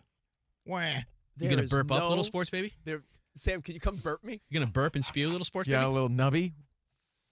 What do they call it? You got your pacifier? Yeah, what do you got there, you little sports baby? You little pooty, sports baby? The 49ers. Get this. This is as unfair. This is bogus. Someone get Roger Goodell on the phone right now. John Lynch can't be happy. Kyle Shanahan must be losing his mind. He's getting grayer by the second, if that's possible. The 49ers have to travel 38,105 miles this year. International miles. All the games added up. Plus, they have to update their passports, I'm sure. You know, if you're 6 months out, you got to update that bad boy? Update your passports. Update not it. only that. I mean, I guess the positive is they get plenty of reward miles. Yeah. They're all platinum now, guys. But the 49ers, 38,000 miles in comparison to the lower tier teams. Teams like the Bucks, 12,000 miles. The Panthers, 8,000 miles. The Jets, 14,000 miles. They are traveling triple the amount, More than the LeBron amount. James on the basketball court? They're traveling at a rate that doesn't seem fair. I don't get it. How can you explain making this team, who's already practicing next to a facility that injures every player to begin with? So let me get this right. 38,000 international miles versus like other teams traveling 8,000. That's a big difference. Rich isn't wrong there. But do you understand I that? just called him a sports baby so many times. Even in my head, I kept calling him a sports baby. But I think he's onto something, man. I just came back from... Stop visualizing me in a bonnet and a diaper, please. I'm picturing Rich in a bassinet with his big fat head. I just came back from Asia. I don't know if you knew that. Like the head detective on In Living Color with a little baby body? Little baby body. My head? With a big, giant Davis head. Somebody AI that for I'm me. sure Spot, our video guy's working on that right now. Thank you. You can watch what you hear at Covino and Rich FSR. We're streaming live right now. In fact, I'm going to pull up the chat at Covino and Rich FSR on YouTube. Join the fun. Get involved. The most interactive show on radio. In case you didn't know, we weren't here last week. I was in Asia. I went from Japan to Korea. I had never been to Korea. I'd been to Japan. I've already told this story. But that flight is 12-plus hours. I'm an international man of mystery myself, right? You raw dogged the flight, too, right? I can't tell you how brutal that is. You're thinking about life. You're thinking about things you shouldn't be thinking about. You're questioning your own mortality. You're tossing and turning. Your ass hurts. You're sitting next to fat people who you are making you uncomfortable. And you start wondering, why didn't I upgrade? Yeah, dude. I sat next to a sumo dude on my way there, and I'm wondering about the weight capacity. Like, it was terrible for 12 hours, right? Get this. On my flight back, I'm aching. Like Clay? No, not like Clay aching. That'd be. I wasn't feeling like a weenie, but I was aching all over, dude. And I'm not some old guy. I'm not Mr. You're Tom Brady, LeBron level.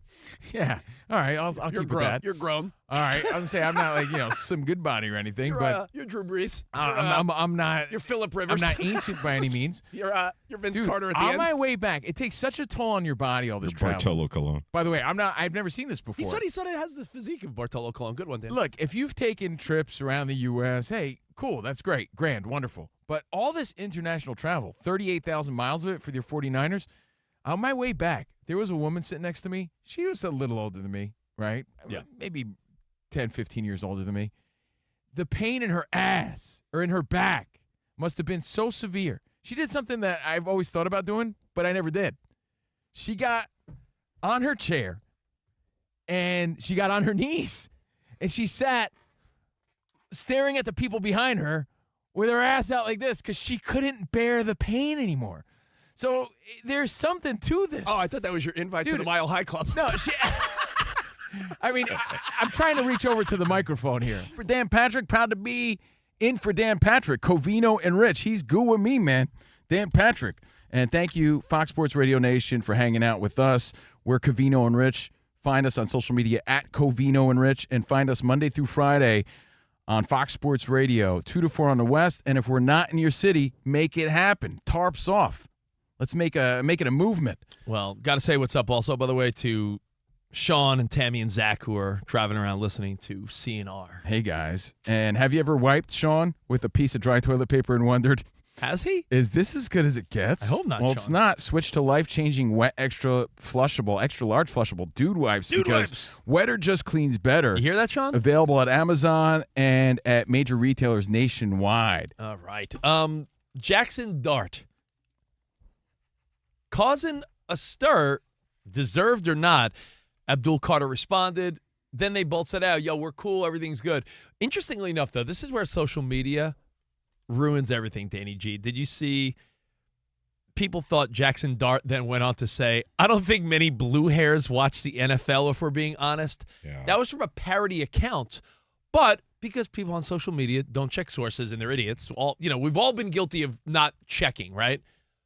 People thought that was real. And they were like, he's doubling down. It's like, no, it was a parody account. It wasn't him. So I'm getting feedback. We got loaded lines, but we're also streaming live at Covino and Rich FSR. If you miss anything, you want to watch the show, you want to see Big Papi, at Covino and Rich FSR on YouTube. Cliff Mayasaka, 1399, says, The Office is deserving of respect. So, of course, you do it. Regardless of affiliation, he's the president. That's the point here. And I also saw Joey Elbows said I'm the man, and I agree with that guy. I don't think that guy's Joey on Elbows. point. He also says Happy Memorial Day to everybody. Let's say hi to who, Danny G? Let's start with Mark in Union, New Jersey, of all Yo, places. your hometown. What's up, Mark? Hey, what's going on, guys? Love the show. Class of 99, Union High School. Nice. So I think there's a difference of, showing respect for the position, a la, your kid goes to the Easter egg hunt or a school field trip. Mm-hmm. This was where you're showing respect for the position, not the party. This was a Republican MAGA rally where you're showing respect for the party. And difference. Yeah, and you are right, Covino, when you said also that campaigning versus introducing, but if it was an event for his party. Yeah, but I'd like to see, and by the way, I'm not going to diss on my boy from class of 99, class of 94, Union High. But if you were asked to introduce the president, your high moral value would say, no, I'm not doing it. This wasn't. I'd like to see that This happen. was at, though he does bring up, it was at a Republican event, right? So different. All right. But still. Okay, well, you have to be a Republican to probably do that. So some people are not, some people are. Who else we got? Let's go to Vegas. Elisa. Yo, what's up, Elisa? Hey, how's it going? Hi, Lisa. Elisa, what are your thoughts on Jaxson Dart? Did he do anything? Was it a misstep, or hey, listen, he's allowed to do what he wants? It's a misstep. Definite misstep. Why? Never, ever, under no uncertain terms would I introduce that guy at any time. I would never visit the White House. I am black. He doesn't like me, and there's nothing I would do for him.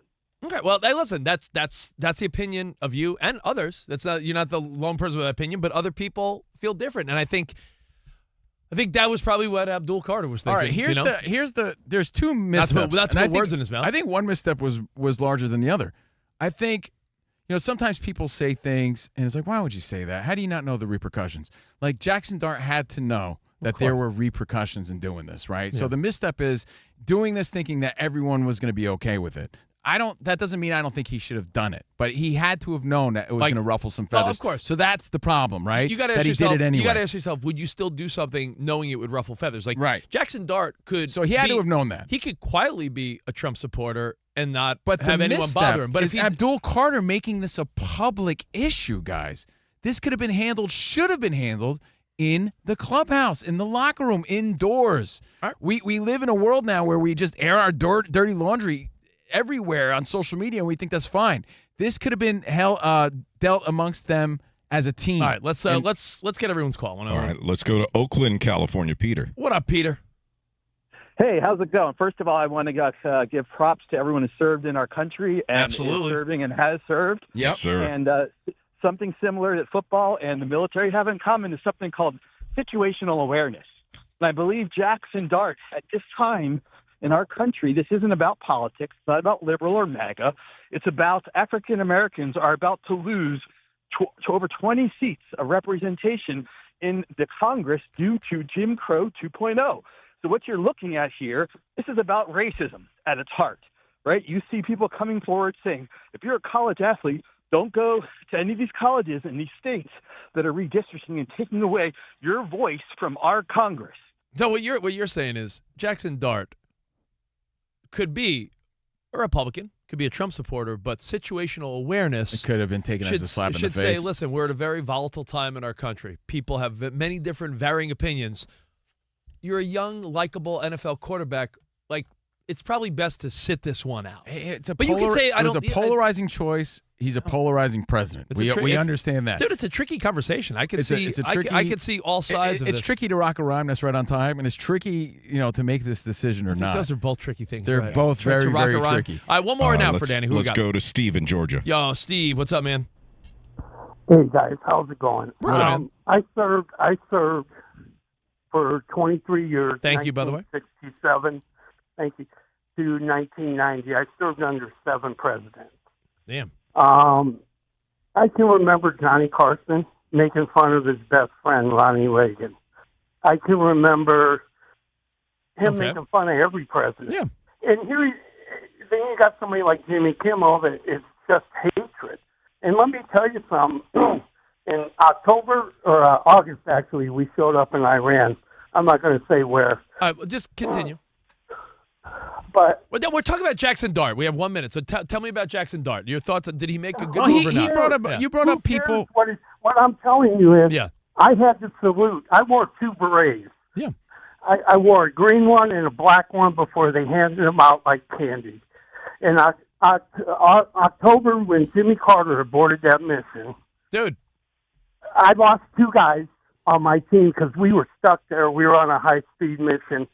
I had to shake Jimmy Carter's hand 3 months later.